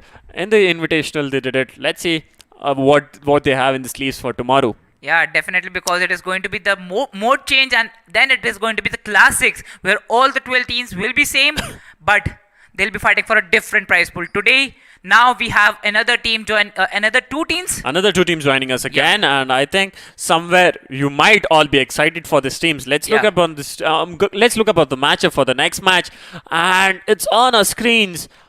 And 3, 2, 1, and on our screens right now, it's going to be Devalone versus Hello Telugu Gamers, and let's see how this match turns out. Because somewhere, what's a prediction on this? I think Devalone. I'm not pretty much sure whom I've casted my vote for, because at the start of the day, I know both of these teams hold the potential to win. And let's look upon the players that will be joining us from both of these teams. As we talk about Team Devalone, I think I do know the players like Devalone will be joining himself. No, he's not joining. It's going to be Ribo, Sufyan, Nagraj, and Lord Raj joining us. But from the side of Hello Telugu Gamers, we have Pawan, Raj White, Hima, and Naman coming into play. Well, this is going to be match number 5. Yeah, match number 5. So second last match, right? So from Devalone, look at that character, right? I'm amazed by that character. The graphics in that character. He's alone, the Dev. Well, the god himself. Well, let's see if he stands up to his name, if they are able to execute it. Because 2 matches, it has been a push coming in. It was an aggressive gameplay coming in from the side of PVS and Gaming Tamizhan. So that comes just to say that these two teams are very much engaged. They're very much active. They just want to go in for the kill. But when it comes to the side of the remaining 2 games where we had Antaryami and when we had the last second game, I don't remember the game again. It was Antaryami and then it was TSM. What was the name? Batch 99. Batch 99. Antaryami going against TSM, you are saying, right? No, Action Bolt. Action Bolt taking home. And these are the 2 teams. Then when it comes to these 2 teams, they just went all in. So they were just playing it a bit safe. Let's look on the caster prediction for the next match. Well, I think I have a joke. Hello Telugu Gamers. Well, that was a bit lame, but sorry for that. Well, going towards the caster prediction from Hindi. Okay, from Hindi desk we have Devalone, from Oro and Monish Nag. I'm also going for Devalone. You're also going for Devalone. From the English desk, from the Tamil desk, we have a difference of opinion. Tamil desk, World Loop is going for Devalone. Meanwhile, SJ is going for Hello Telugu Gamers. And the Telugu desk, you know, right? They won't be going for Devalone. Yeah, obviously they'll be opting in for Hello Telugu Gamers. Because region first, nationality first comes in for all the players. But let's see how the match is going to turn out for them, because it's going to be a 5v3 coming in, 5v3 vote difference coming in, and opinion of votes. But let's look up on how this game works out, either in the favor of HTG proving us wrong, or maybe it's Devalone taking it home, as the match is going to commence in the next few seconds. Did you like my joke? Well, you could ask Devalone at the end of the day. If Devalone is able to say that, you could just wave it to them. Hello Telugu Gamers, what happened to you? Something like that. But well, now it's the time for the match number 5, and we are going straight forward to the game. The game number 5 with the round number 1, starting off on the Sentosa Island. Well, we're coming back to the island of Sentosa. Everyone is just safe, just playing it out. Aram they just want to play it Aram to be honest. That's the word I like to put it, because Dev is a god and gods do not push and so fast. But when it comes to the side of Team HTG, let's see how the gameplay is kept up in this match, because 20k prize pool stake, 20k at stake, nobody wants to go in for the push. Coming to the side of Pawan, Raj with the UMP in his hand, and Hima with the UMP in his hand, and Raj also with the 3 players with the UMP in his hand. It's going to be HTG looking strong. At the same time, Nagraj with the Desert Eagle will be able to put some grenades. Let's see if they are able to connect the grenades. Lord Raj from Team Dave has been taken down. 2 players from the side of HTG has been traded by the grenades. The last player standing for the side of Team HTG is going to be Hima, and let's see if he is able to pull this 1v2 situation. But no, it's going to be the first win coming into the side of Team Devalone, and it's the Howlers taking the first round home. And it's time for the second round, where it's going to be Bermuda Factory being contested. It's not like contested, it's just like both the teams fighting it out. The economy at the side of Team Dev, my, look at that economy. You can see HTG is just going in with full buy. $0 left in the hand at this moment. Still having no helmet vest, and you know the importance of the helmet vest. You have the level 2 helmet and you have the level 3 vest, if I'm right, in the Clash Squad mode. Well, this is the competitive mode, right? So you have to go for the 7 rounds straight forward, and then you might win the game. Meanwhile, looking forward to both the teams. Team HTG, okay, one player from Hello Telugu Gamers is opting out for that twist, but oh, Nagraj with that grenade, barely Pavan is surviving on 1 HP if I'm right. Well, at 1 HP he can still do wonders, but let's see if he's able to do it or not, because Pavan is also at 1 HP at this moment. Nagraj gets knocked out. It's going to be an opening for HTG. If the nade does not come in properly, Nagraj gets taken down at this moment. It's this time for Dev to come back and they are able to take a knock onto Naman. The second player almost getting knocked out, but it's going to be Sufyan right now suffering at the wrath of Team HTG. It's going to be the last two players standing from both the teams. That's going to be Pavan and Raj Whitey. Raj Whitey comes up with Raj Whitey just holding it out. Raj wants Team Dev wants to go in for that revive. It's going to be last player standing for the Team Dev. It's going to be Lord Raj just going in for the push onto the side of Pavan, but it's going to be Warbringers taking this round home and an equal up of 1-all. You know, each and every kill Hello Telugu Gamers got was by the use of the shields. Yes. They were engaging in a 1v1 fight, but not in a 1v1 fight because they knew how to use the shields at the perfect moment. Whereas Dev alone was just rushing, not even thinking about one moment where Team Warbringers, or I can say Team Hello Telugu Gamers, took advantage of that. Well, at the same time, they'll have to be really careful when it comes to the side of KCP Raj Whitey. KCP Raj Whitey, that's 3 kills in his name, and I think Sufyan is only the person given the competition at this moment. Let's see if Hello Telugu Gamers, the nade comes in from the side of Raj. A glue wall being popped up by Sufyan. Sufyan is trying to cook up a nade onto the side of Raj. Raj moves up at the perfect time. He makes sure that the nade doesn't do any harm to him, and he'll still be saving his glue walls at this moment. But Lord Raj getting tagged at this moment, but by Raj, there's 2 Rajas playing against each other. Let's see if there's Nagraj also. There are 3 Rajas playing against each other, so it's going to be Raj Whitey just holding it out. Naman gets spotted off, getting traded off at this moment by Nagraj. Nagraj goes in for that kill, but a shot being landed by Pavan does some damage onto the side of Nagraj. Sufyan comes in with a grenade, cooks up a grenade, trying to take down Pavan, but Pavan will fall back at this moment and try to regroup with his team. Well, that's a fun fact you just noticed. Lord Raj, Nagraj, Raj Whitey. 3 Rajas. Let's see who Rajas this match. Sorry for that. Lame jock alerts, but at the same time coming back to the gameplay, Raj Whitey just holding it out. Both of the players from the side of Team Hello Telugu Gamers healing up to the full potential. It's a 2v2 scenario. He might get spotted off. It's an opening for Team Dev to go in for the kill onto the side of Hello Telugu Gamers. They'll spot Raj Whitey out in the open any moment right now as Nagraj, and Ribo is the player still standing. R1 BBO Ribo is it, right? Yeah, Ribo. Yeah, so Ribo is it. It is going to be, and Raj is trying to just juggle between those vehicles and try to go in for the push, just waiting to get a knock so that he could execute the kills onto the side of Team Dev. Well, it's going to be KCP Raj Whitey already having 4 kills. He is one of the main MVP guys. He can perform this. He has done that before, but the zone is also closing in, so the zone will be dealing a lot of damage as a close range sniper comes in. But no, it is going to be the UMP from the side of Nagraj, as he is going to get the last frag on that player. It's KCP Raj Whitey, the round number 3. And we begin with the round number 4 on the Cape Town, on the Bermuda map. Meanwhile, Howlers, look at them. They already have got hands on each and everything. But the main guy having double sniper is not going for the helmet twist. I don't know why, because they still have 2400 credits left, but you can't share credits, right? Well, yeah, you can't share credits, so you'll have to work with whatever is put in front of you, or whatever you buy already. As we come onto the side of Team Dev, let's look at Sufyan, who's just holding an angle. He knows that if a hair pops up, if crosshair comes up, and yes, he'll land the shot. Yeah. 150 damage led onto the side of Hima and Pavan. I think it was a single shot being connected on both of the players. Collateral. Yeah, collateral damage coming in as Naman and Raj Whitey are still standing with all the full HP.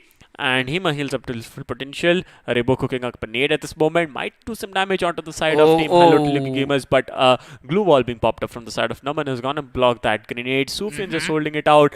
Devraj at an off angle with the desert eagle in his hand. He's just gonna wait it out. Rebo is at a different angle. Rebo gets spotted off. This is what I was talking about. He spots Pavan.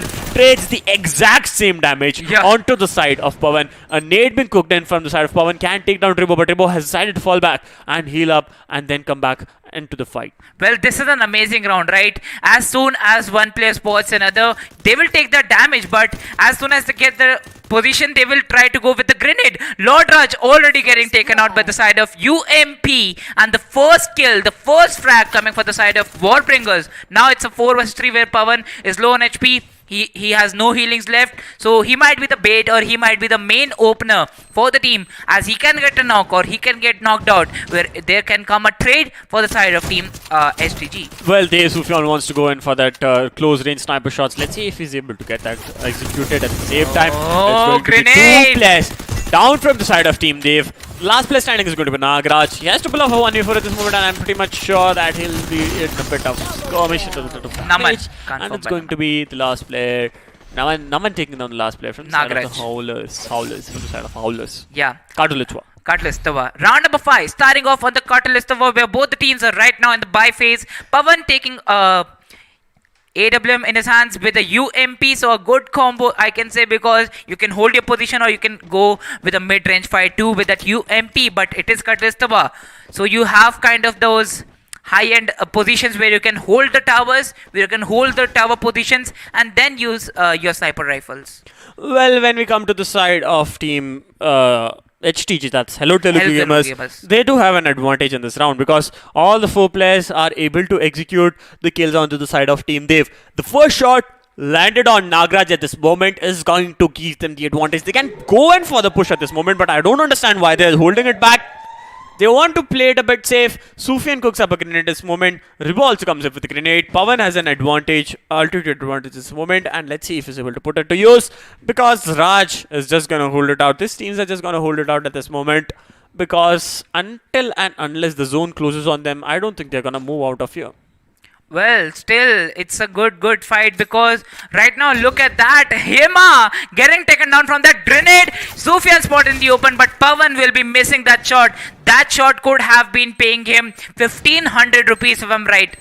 So there goes a grenade. Pawan missing that shot. UMP, Dev Ribo getting taken down. So a good trade coming from the side of team Hello Telugu Gamers. Sufyan already also having a lot of damage from Naman, as Ribo getting confirmed from that UMP. So the first frag already confirmed. Sufyan, Rajwaiti jumping in the open, will be getting that knock on Nagraj. Now Lord Raj is going to be the last player surviving from team Dev alone. Well, it's going to be Rajwaiti who has to be really careful at this moment, as they are able to execute it. They are able to get 7 kills in his name. Rajwaiti being the highest fragger, and I am pretty much sure that they will be like team. They alone will be like, they have to go and take down the key player from the side of team KCP, from the side of team HTG. That's Rajwaiti, and it will be an easy win for them. But they are not able to do so because all the players from the side of HTG is giving the backup to his teammate. That's Naman coming into gameplay. Hema and Pawan both with 2 kills each. So that comes up to say that they have kept themselves alive, and the economy is looking pretty much strong onto the side of the Warbringers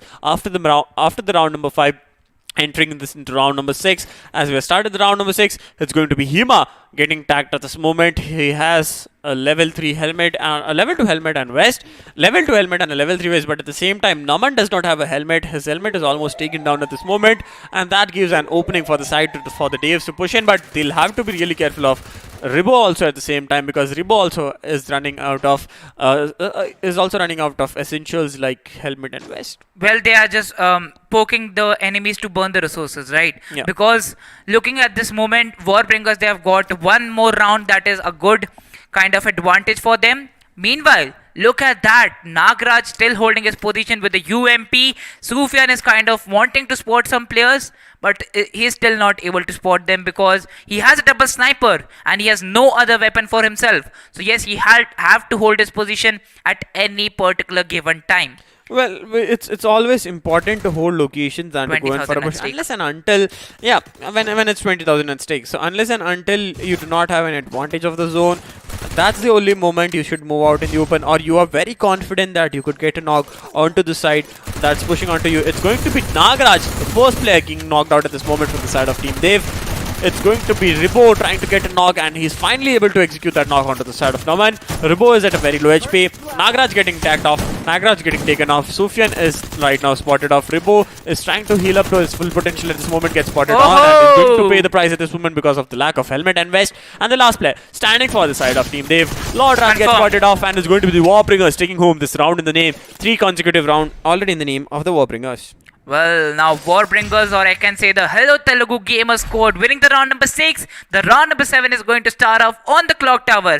Well, you do know that the zone won't come on the main building. The zone would come on the right hand side of the main building. So even if you hold it till the end, you have to engage in a heal battle or go down at any particular time.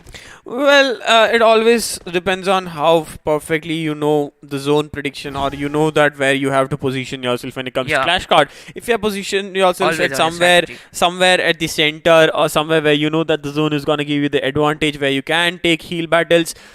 Let's see if it works out in the favor. As we talk about the side of Team Dev alone, they have all the foemen still standing, but somehow they are not able to execute it.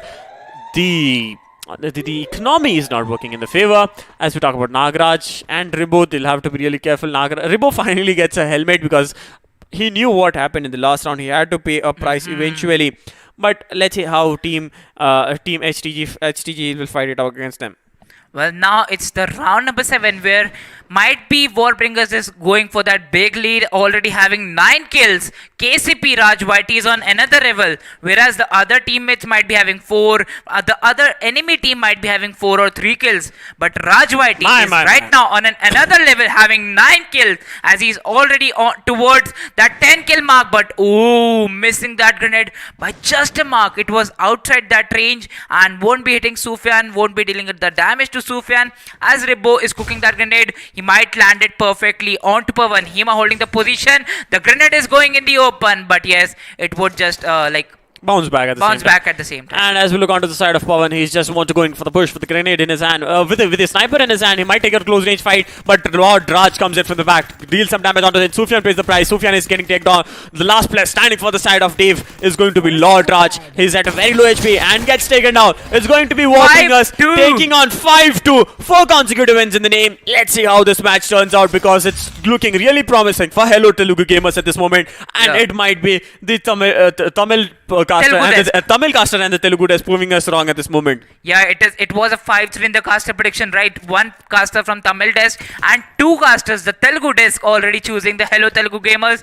Yes, they would be proving us wrong if they win this match, because look at that we know this is how we go for a comeback, a 2-0 and then 5 rounds back to back for Warbringers. Well, if they win this round, it's going to be the match point for them. Coming to the side of Mars Electric, it's going to be Pavan holding, just gonna be a sneaky snake, just gonna stay it out in the open and try to get some angles landed. Let's see how it's going to work out in the favor, because it's going to be HTG Nama paying the price at this moment. It's Hello Telugu Gamers right now suffering at the wrath of Dev, because Devs are back into action, but it's Sufyan. Sufyan has been knocked out. Nagraj is at a very low HP. Hema is tagged off. Pavan gets spotted out very much out in the open, and let's see if they are able to do it or not. Because Pavan was on a different position, he could have helped his team, but that was too late for it, as Lord Raj was picked up, but still he gets taken down once again, and this time he won't be revived. There goes a grenade at the perfect moment, and there we go. KCP Raj Whitey gets taken down. Pavan with that spree is going to take a knock on Dev alone, but this is a 1v2 fight. Hema going against Ripu and Nagraj, and yes, Nagraj would be confirming Pavan out of the game. And with this, round number 8 going into the hands of Howlers. Round number 9 will be starting off on the Shipyard. Well, coming to the side of Shipyard, the economy looks stable, balanced up again for both of these teams. Let's see how this match is going to turn, because when it comes to the side of both the teams, when it comes to the side of Dev, they are trying to make a comeback. They are able to pull it off. Sufyan wants to go in for that head start advantage and get some angles already set up on the top of towers if possible. And yes, he's just pushing it out in the open, trying to get an advantage and making sure that HTG won't be able to make it towards the zone in the eventual stages. Let's see if Lord Raj is able to put an end to the side of the domination coming in from the side of Hello Telugu Gamers. Well, this is going to be one heck of an important round, because this round decides that if Warbringers, Hello Telugu Gamers, come to a match point so early, or if Howlers, Dave alone is looking for a comeback. Meanwhile, Raj Whitey, the main important player, getting taken down by the side of Sufyan with that AWP. Look at that. 4 glue walls getting utilized by the side of Hello Telugu Gamers because they know the importance of KCP Raj. But once again, he gets taken by the side of Ripbo with that UMP. Now, Hima also knocked out by the side of AWM. And Sufyan is at the perfect position to deal the damage on each and every player from the side of KCP, or I can say Hello Telugu Gamers. Well, as we come to the side of KCP, one player, that's Hello Telugu Gamers, one player is being taken down at this moment. Him also suffers at this moment, and 2 players down. Pawan also gets knocked out, the last player standing for the side of Hello Telugu Gamers, Raj. And Howlers are back and howling at this moment. That's going to be Desi. Dev Esports coming into action, but it's going to be Raj suffering at the hands of Raj Whitey. So Raj versus Raj at this moment, and Raj Whitey is able to do it. He's able to dissect to the side of Dev. Dev alone at the same time. Let's see if Sufyan and Nagaraj are able to hold back Raj Whitey, who's going on for the push. All they need to do is stick together. Raj Whitey back on his full HP. He has to watch out for Sufyan, who is trying to take a close range fight against him. Sufyan trying to land some sniper shots on him, but no, he's not able to execute at this moment, as it's going to be Sufyan out. But the trade comes in from Nagaraj and gets the Howlers back into action. You know, he did got that information that Sufyan is having that AWM. So you go for a rush on him by the side of UMP. Then you change your weapon and you might take down Nagaraj, if I'm right. Yeah, Nagaraj was the last player surviving. Well, that was an amazing trade by the side of ACAT as he got that last strike. So Howlers is coming for a comeback as 2 rounds are back in their hands, as now the scoreline is 5-4. Round number 10 starting off on the mill. Well, when it comes to the side of Mel, you have to be really careful as we look onto the side of, as we know that Team HTG has an upper hand, they have the altitude advantage, but all they need to do is turn that into the favor. As Raj Whitey gets spotted off, he's tagged off at this moment. It's going to be Ribbo also tagged off at this moment. Both of these players tagged off at this moment. They'll have to either fall back or group up together, and it's going to be Raj Whitey knocked off at this moment. He has 14 frags in his name. Literally about to say that he's carrying his team, and the backup is not coming up at this perfect moment because Ribbo gets spotted. Raj Whitey is back on his feet. Pawan tries to fall back. Raj Whitey at a very low HP tries to take the fight against the side. Raj Whitey knocked out by the side of HTG. 2 players down from the side of HTG. It's a 3v2 scenario where Naman is right now being slaughtered at this moment. Getting tagged off. Will he be able to pull it off? It's a 1v2. No. Naman and Pawan have been able to do it, and it's Warbringers taking home this round. 6 points already in this name. Match point for the side of Team Hello Telugu Gamers. It was a 3 versus 1 when one player was picked up by the side of Naman. Then it became a 2 versus 3, and within a span of time, it was a 1v2.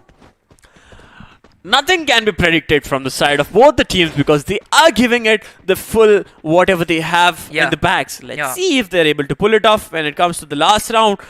Will Warbringers take it home in this round, or will we be seeing an 6-all and both of them fighting for the match point eventually? But I don't think so. It will be very easy for the Howlers to make a comeback as they've again coming to the side of Shipyard. HTG had an advantage. No, HTG did not have an advantage. It was Team Dev who took it at this moment. Let's see if they're able to take it again when it comes to the side of Shipyard.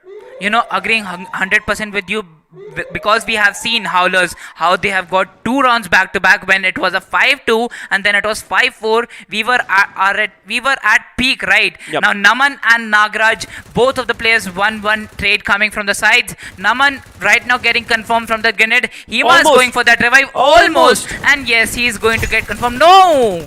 The revive comes in. A revive at a perfect moment, but yes, there we go. Nagaraj is not going to survive. There goes a perfect grenade from KCP Raj Whitey. And look at that number, 15 kills. Raj Whitey able to execute and dissect to the side of Team Dev. The last 2 players standing for Dev is going to be Sufyan and Ribbo at this moment, as Ribbo is trying to go in for the revive on the side of Lord Raj. But will Lord Raj get revived at this moment? It's a question, because if he does not get the revive onto the side executed, and it's going to be Lord Raj suffering right now at the hands of HTG, because the last 2 players have to pull it off. Otherwise, it's going to be an easy win for the side of Hello Telugu Gamers, and it's going to be the Telugu Des who will be happy with the predictions and be winning off, most likely winning off, because the revive comes in for the side of Raj Whitey. 15 kills, 1 more kill, and I think 16, the last kill by his side. The last kill comes in also for his favor, and it's going to be Hello Telugu Gamers. Wow. And I'm pretty much sure they will They will be happy with their performance. And you can find them on the Instagram and the YouTube. The socials are given down below. And that's it. Yeah. That was the end of match number 5. It's time to move on towards the last match. But the way Hello Telugu Gamers made a comeback at the start, it was they alone. Yeah. 2-0. Hello Telugu Gamers. 5-2. I'd like to extend my hello to you because you played really well at this moment. An exciting gameplay. Congratulations to you for winning those 20k at this moment. Let's look about the highlights of the previous match because I'm pretty much sure the game all changed from match number 3, round number 3. Well, the highlights are now on your screens as we go and take a look over to the history of this match. The round number 1, starting off on the Sentosa Island where Naman got taken on by the grenade. One more player, Raj, got taken on by the grenade. And then it was the spree of Dave alone winning the round number 1. After that, it was kind of looking good for Team Warbringers. But in the end, look at that, the use of the shields by the side of Team Hello Telugu Gamers got the round for them. After that, the round number 3 started off on that observatory point, and it was a 2 versus 2 where Nagraj and Ribbo were looking good and they got the round number 2. But then, as soon as we begin with the round number 4, you know the history. Well, with round number 4, with round number 3 going into the side of Warbringers, they were just going in again and again for the win till round number 5. So 5 consecutive wins in the name. And then somewhere Howlers tried to make a comeback with 2 rounds. And then grenade that we saw from the side of Raj Whitey. Raj Whitey, the solo man himself, standing, taking his team to the victory. 3 kills. 15 kills executed from his side. At the end of the day, 16 kills from his side comes up to say the gameplay, the amount of grind that he has put into this gameplay, the precise kills coming in, everything, all thanks to Raj Whitey from the side of Hello Telugu Gamers getting that 20k easy in the account. Well, look at that. I was just busy counting the kills, the amount of kills he's getting per round. 1 kill this round, 1 kill another round. And after this, you know this round, the mill won. It was so close. It was so close for the side of Dev. Yeah, I thought that Dev alone would have taken it because the advantage, man advantage was on the side of Dev alone, but the grenade being cooked in from the side of HTG was the advantage, was so easier for them to put it.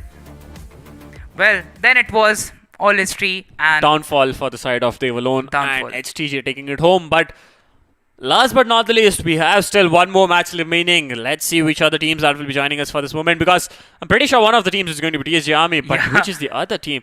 That's going to be Lokesh Gamer. Lokesh Gamer versus TSG, and I remember it at this moment. The highlight match will be put off for the end of the day as usual. And let's see if Lokesh Gamer or TSG Army will be taking it home. And I'm pretty much sure that Lokesh Gamer has a huge fan following. So let's see. Even TSG too. Even TSG too. So at the same time, because TSG has been joining us, TSG's fans have been already here on the Snapdragon Conquest podium. But let's see. Lokesh Gamers fans, if you're joining us for the first time, do not forget to hit the like, share and subscribe button on the channel. And follow Snapdragon Conquest on all the socials. That's Instagram, Twitter, Facebook. And did I miss out something? No. I did not miss out something. So this is live right now at the same time on Facebook and YouTube. You can stay tuned. Also, all thanks to Snapdragon for making this happen. Between the wildcards and the finale, I was not aware that there will be a segment something like this, but it came up as a surprise to all of us, even the casters, even the gamers, even the influencers, and it's the prize pool coming in. And as we talk about the prize pool, also 1,20,000 for the Clash cards. Each card winning will be taking home 20k, and at the same time, this is all being powered by Poco X3 Pro, the new flagship phone coming in from the side. It's almost a gaming beast in your hand, and that fits in your budget. That's just 19k, 18,999. Just say 1 rupees. Just say 1 rupees, and it's available on Flipkart, and you can try your hands on for the same at the nearest Poco stores or the Poco Experience stores or the MI stores. It's powered with the MI UI, 5000 plus mAh battery, 33 watt fast charger, a 2-day standby liquid cooling coming in, a 120Hz screen. And what more do you need when you have a hands on a 48 megapixel camera where you can show off, flaunt your photography skills at the same time, and with an 860 processor that will give you the fastest gaming processors in that range, in that segment. What to speak now? About the Snapdragon Insiders, man! Yeah, it is exactly the time for the Snapdragon Insiders. So what you have to do is go to your browser, type Snapdragon Insiders on the search page, then sign up for that community. You will get the latest updates about what processors are coming, what new phones are coming. If you have your hands or if you have your eyes on some phone, but might be some new phone is coming. So Snapdragon Insiders is going to be the community for you. Some quizzes, some competitions always going on with the goodies. So make sure to sign up for that. Well, it's time to look up onto the matchup of the last game of the Clash card. of the influencer invitationals. And let's look up the 20,000 on teams stake. that's joining us. That's going to be TSG Army versus Lokesh Gamer, as we predicted in the beginning itself. Let's see how this turns up, because two of this main bulls fighting against each other, two of the main fan following teams coming in, fan followings, and I want to see how this match turns up. Let's see which players will be joining us for this match. Yes, these are going to be the teams from both sides. As from TSG Army, we have Legend, Ojasvi, Vihan and Sasuke. From Lokesh Gamer, you are going to have LR7 Shivam, LR7 Chino. Oh, Lokesh Gamer himself is playing here. Why? And LR7 Vishal. I don't know why Ritik is not playing. Well, I think just because Legend is coming in, Ritik might have been replaced. Yeah, Legend is himself Legend. Yeah, so Legend. Yeah. Let's see if he makes a legendary name for himself. And I thought that there will be a match where we'll be seeing a 7-0 domination coming in, but it could have been in the first match. It could have been in the first match. 7-1 it was, right? 7-1. Just Missing close. it by 7-1 or 7-2 it was. 7-1. 7-1 probably. But let's look upon the caster's prediction, because I'm pretty much sure we are having a difference of opinion when it comes to both of these fan favorite teams. Yeah. Lokesh Gamer versus TSG Army. Coming from the Hindi desk, it's going to be Oro and Monish going for TSG Army. I have As we opted in said. for Lokesh Gamer, and Lokesh Gamer himself has been opted for from the Telugu desk, and a difference opinion coming in from me and the 6 Telugu to desk. Yes, 6-2. I like the odds. I'm gonna win. Oh, okay. So you're going by the history, right? You're Yep. going by the curse that is coming in. Not particularly. I did have a team winning. I did opt in for PVS, if I'm correct. Okay. So Yeah. so somewhere, let's see how it turns out, because the odds can work in our favor when it comes to the side of Lokesh Gamers. Let's look out, because the match is gonna start in the next few seconds, as the players will be joining us in the next few moments, and the match is gonna commence, and it's still the last game. I can't believe it's been the day has passed as fast. Yeah, So it's fast. like been 2 hours 30 minutes if I'm right. Well, I'm not sure about the time, because Yeah. wait, let me check. Yeah, let me check. But it's time to move in towards the game, and I think those are switched off at this moment. Well, now we are going straight forward to the game with the game number 6, the last game of the day, beginning on the Kalahari map. The first round is going to be on the console hall. And the buy round is already over. Yes, the teams are going for the zone start. Meanwhile, a 20-second timer, a 30-second timer is still provided to the teams. The zone won't close. And after that, a 1-minute 30-second timer. So 20 seconds of buy phase, 30 seconds of the zone won't be closing in. And then you have 1 minute and 30 seconds to fight in this zone. Well, it's time to look up onto the side of Lokesh Gamer versus TSG Army, as Ojasvi is the first person to get shot on from the side of Lokesh Gamer. I don't know how this match is gonna turn out. I'm pretty much sure that Shino is it, right? Yeah, it's going to be Shino who's going to use the camouflage and try to move around, trying to take a backstab onto the side of Legend, creeping up slowly and steadily. Oh, he gets knocked onto Vihan. He's trying to go in for the finish. Legend gets spotted, tagged at this moment. It's Shino, the man you have to watch out for, because he comes up with the sneaky angles, comes up with sneaky moves, but gets tagged at this moment. Traded off. Vihan gets that revive at this moment. It's going to be Sasuke coming in from the back and trying to get a knock onto the side of the player from the Lokesh Gamer. That's going to be Vishal suffering right now. Sasuke getting knocked out. Shivam getting knocked out. The last two players standing is going to be Vihan and Legend and Lokesh Gamer and Vishal himself. As we look onto the side, Lokesh Gamer, Vishal has been knocked out. Lokesh Gamer is going to the last player standing. He's just holding a different angle. The man He's going to himself. finish two of the players from the side. Lokesh Gamer is tagged at this moment. He's very much lit at this moment. He's trying to fall back, trying to get that revive, and yes, he gets that revive onto the side of his teammate. That Shivam back on his feet. Oh, That's no! going to be the trade coming from the side of Legend. Shivam holding it out just below him. Vihan has to be really careful as Shivam tries to go in for the back, but it's the back start coming in from the TSG side of Legend. TSG Legend. And the first win goes on for the side of Team TSG Army. You know, there was a reason that Legend was picked up, and he will prove that reason already in the round number 1. 2 kills coming from the side of Legend 007, and there we go, the round number 1 coming to the hand of Howlers. When Lokesh Gamer picked up his teammate, I think so, it was really easy for Warbringers, or I can say Lokesh Gamers, that they could have won a round. But still, that Kingfisher shot, that one single headshot from Legend, did the job. Well, when it comes to the side of Lokesh Gamer, you have to be really careful of all the 4 players, because Shivam, Shino and Vishal have different angles coming in. The cheeky angle being held on by Shino was something I liked in the previous match. Let's see if he's able to do something of likewise in this match. When it comes to the side of Sasuke, Vihan and Legend, I think Legend is a man who has been able to execute it for his team. Vihan getting knocked out in the early is going to give an opening to the side of Lokesh Gamer to go in for the push. Oh, but that a grenade! note comes in from the side of Ojasvi. A grenade comes in, a beautiful trade being done at the moment, and a kill being confirmed at the same moment. Shivam getting tagged on. It's going to be Ojasvi going in for the push and trying to get the kill confirmed onto the side of Shivam. Vishal has to be really careful at this moment and getting knocked out. It's going to be Lokesh Gamer, the last player standing for the side of Lokesh Gamer. Let's see if he's able to pull it off. A 1v4 scenario put in front of him at this moment, because it's going to be the Howlers howling at this moment and trying to go in for an all kill domination at this moment, because Lokesh Gamer trying to heal up to his full potential. And will he be able to do it? Sasuke has been knocked out at this moment. Oh, they're trying the face. They will do it. And yes, they were able to execute it. Well, by the face, Lokesh Gamer executed, and now 2 rounds back to back for the Howlers, the TSG Army. Round number 3, starting off at the command post. Both the teams are ready with the sniper rifles, as Sheena is going with the AWM, and we have Sasuke going with the AWM. Well, 2 players opting in for AWM at the beginning itself is going to give an advantage to the side of Team TSG. Well, she is for the side of TSG Army, as we look onto the side of Shivam, Shino, and Vishal still alive. Well, moving forward to the side of Howlers, taking a look on TSG Army, we have Vihan, Sasuke, Ojasvi, and Legend 007. Ojasvi still holding his position. Lokesh Gamer is trying to hold the position because the aggressive strategy is not working, right? Well, aggressive strategy does not work for the side of Lokesh Gamer. They'll have to hold it out this moment, because when it comes to the side of TSG, they might go in for the push as Sasuke gets tagged off in the beginning itself. Well, it's up to Vihan, Ojasvi, and Legend to pull it off, as Legend already has 3 kills in the name. Lokesh Gamer 1 kills each. That's going to be Vishal and Gamer dividing it amongst themselves.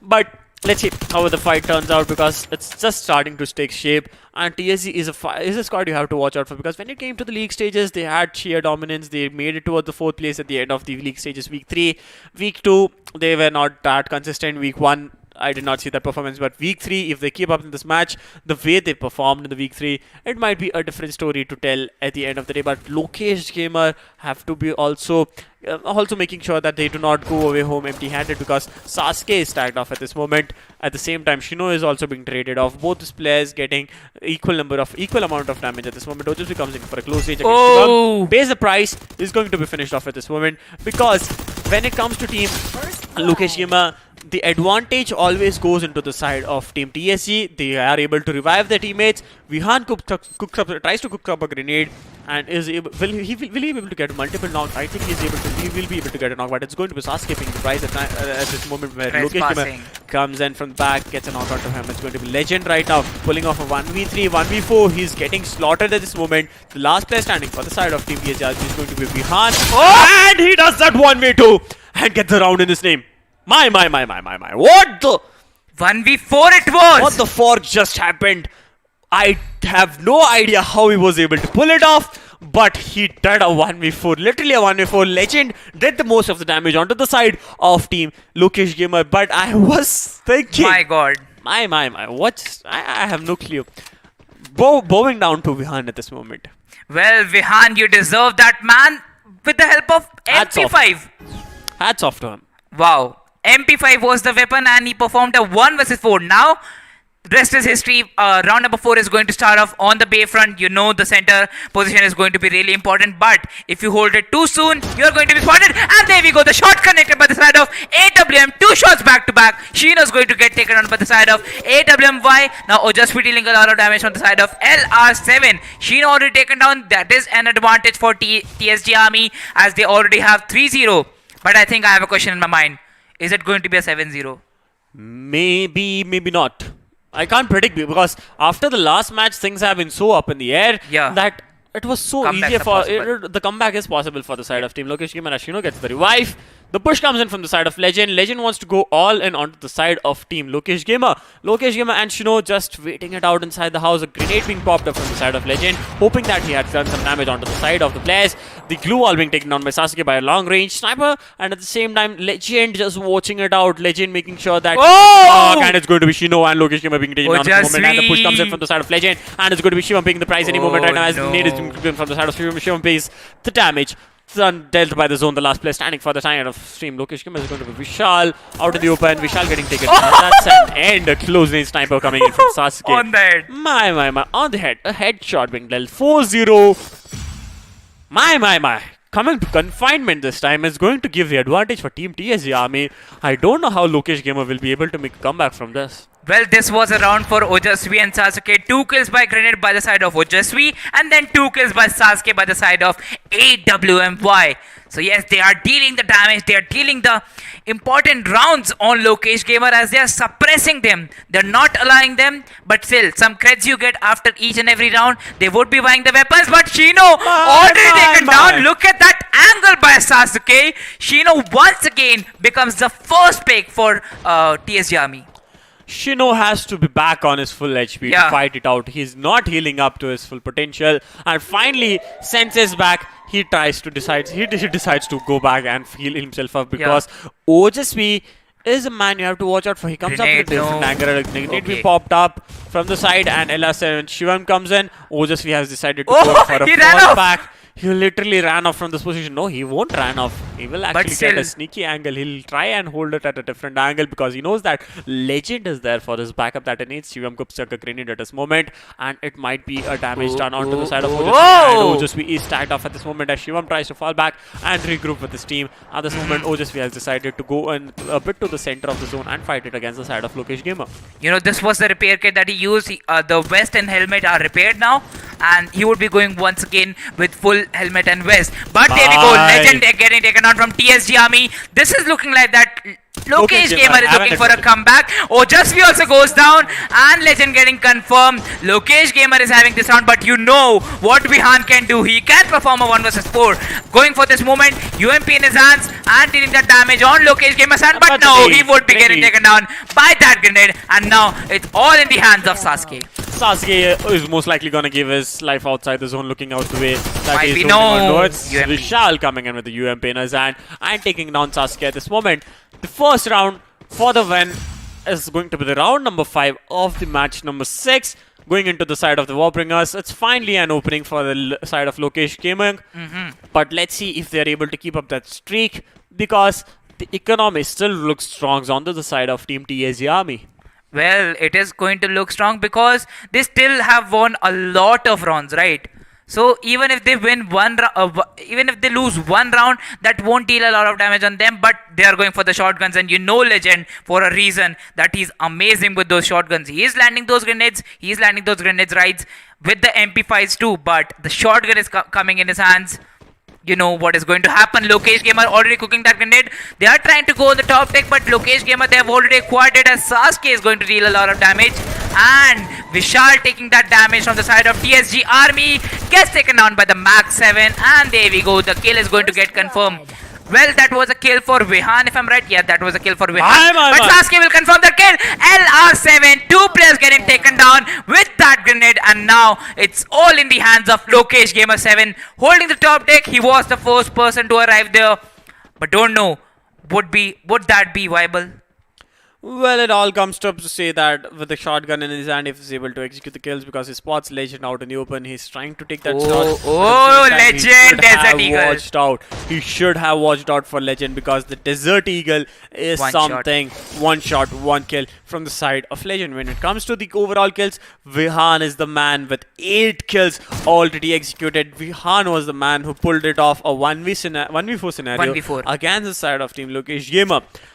Well, when you come to the side of Lokesh Gamer, I think the man himself has 4 kills in his name, but the creds are looking a bit disturbing at this moment, because the economy have totally been damaged to the side of Lokesh Gamer. It's going to be Shino without a helmet and vest at this moment, and an early knocks for the side of Team TSG. TSG goes in for the push. It's going to be Ojasvi and Legend going for the push. Vihan comes in for the backup at the same time. A nade being popped up from the side of Legend does some damage to Shino. A second nade coming from the Legend. Might do a knock, but no, Shino falls back at this perfect time. A blue wall being popped up from the side of Lokesh Gamer. Legend getting swatted off. Backstabs coming in from the side of Team Lokesh Gamer. Ojasvi just trying to come up with a bit of cheeky angles. Vihan just spots off Shino in front of him. Gets the knock onto him and gets the finish onto the side of Team Lokesh Gamer. The last 3 players standing for the side of Team Lokesh Gamer. Sasuke is knocked out at this moment, but Lokesh Gamer gets knocked out by a nade. The last player standing for the side of Team Lokesh Gamer is going to be Vishal. He's trying to pull it off, but will he be able to do a 1v4 against the side of Team Lokesh? Will he be able to pull off a 1v4 against the side of Team TSG Army is something out of question for him, because a glue wall being popped up in front of Ojasvi being tagged up. And it's going to be Legend coming in for the backup at the same time. The push comes in, and it's going to be Ojasvi who's going to go in for the push. Oh! But Legend has been traded off at this moment. No, and it's going to be Vihan being traded off at this moment. Vishal The last two players eliminated. standing, Sasuke and Ojasvi, but it's going to be Sasuke singing the lullaby and putting an end to the side of Team Lokesh Gamer. Well, that was a great. The zone is the MVP. You always say that, right? So the zone will be dealing the damage on Vishal as Vishal goes down by the zone. Now it's the match point already coming in for TSG Army as the shotguns are doing the damage, as the AWMs are doing the damage. But look at Legend. Still sticking on is M827. Yeah, he knows that he has to execute, but Legend was able to do much of the damage with the Desert Eagle itself. Yeah, exactly. On the Santa Catarina. Yeah, and when it comes to the side of Lokesh Gamer, they just wants to play it a bit more safe this time. TSG Army will go in for the push onto the side of Team Lokesh Gamer. Let's see if he's able to execute it as Vihan gets spotted out. Vihan is trying to spot off Shino. And Shino knocked out headshot! Obviously, Vihan does not miss his shot. Yeah. 10 kills already. This team comes up to say that his accuracy is already built Wow. out. And Legend is knocked out by a grenade. A trade coming in from the side of Lokesh Gamer. The revive comes in for Shino. And I think Legend also gets that revive that it needs. Shino Vihan once is again. tied. Oh my. Shino is gonna pay this price at this moment. But a revive comes in. A quick revive from the side of Lokesh Gamer. Yeah, both gamers are. Oh, now Max 7. Vihan.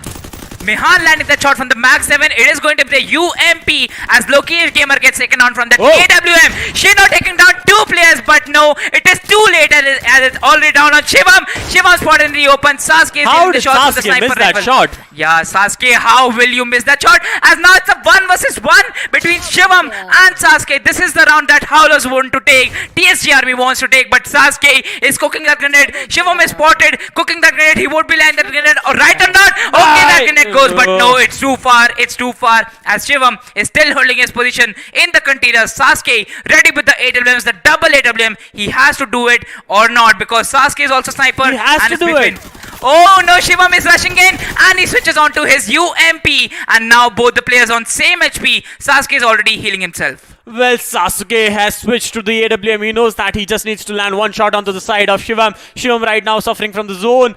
I think he's gonna come up to the close range and getting taken down. Sasuke, triple kill.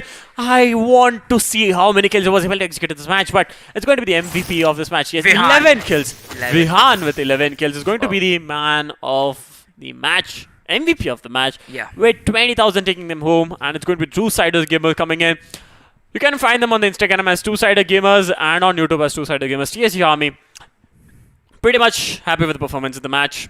Wow. What we saw in league stages being executed in the Influencer Invitational also. Let's see how the day turns out for the next day. Well, they were the top 5, right? So, you know how much they can get with that amazing gunpowder. Also talking about TSG Army, I think so the last round was the most important round for TSG Army because it would have been a 7-0, but then in the 4-1, it was a 4-1 in the 5th round, right? So yeah.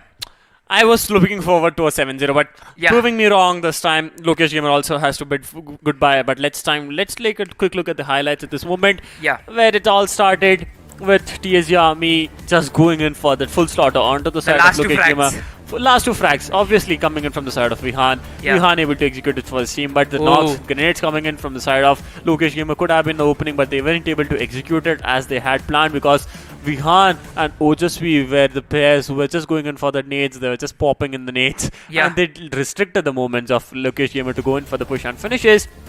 And the match number 3, again the Hollows were able to execute it, but I think it was the match number 5 where the Warbringers were able to make a comeback.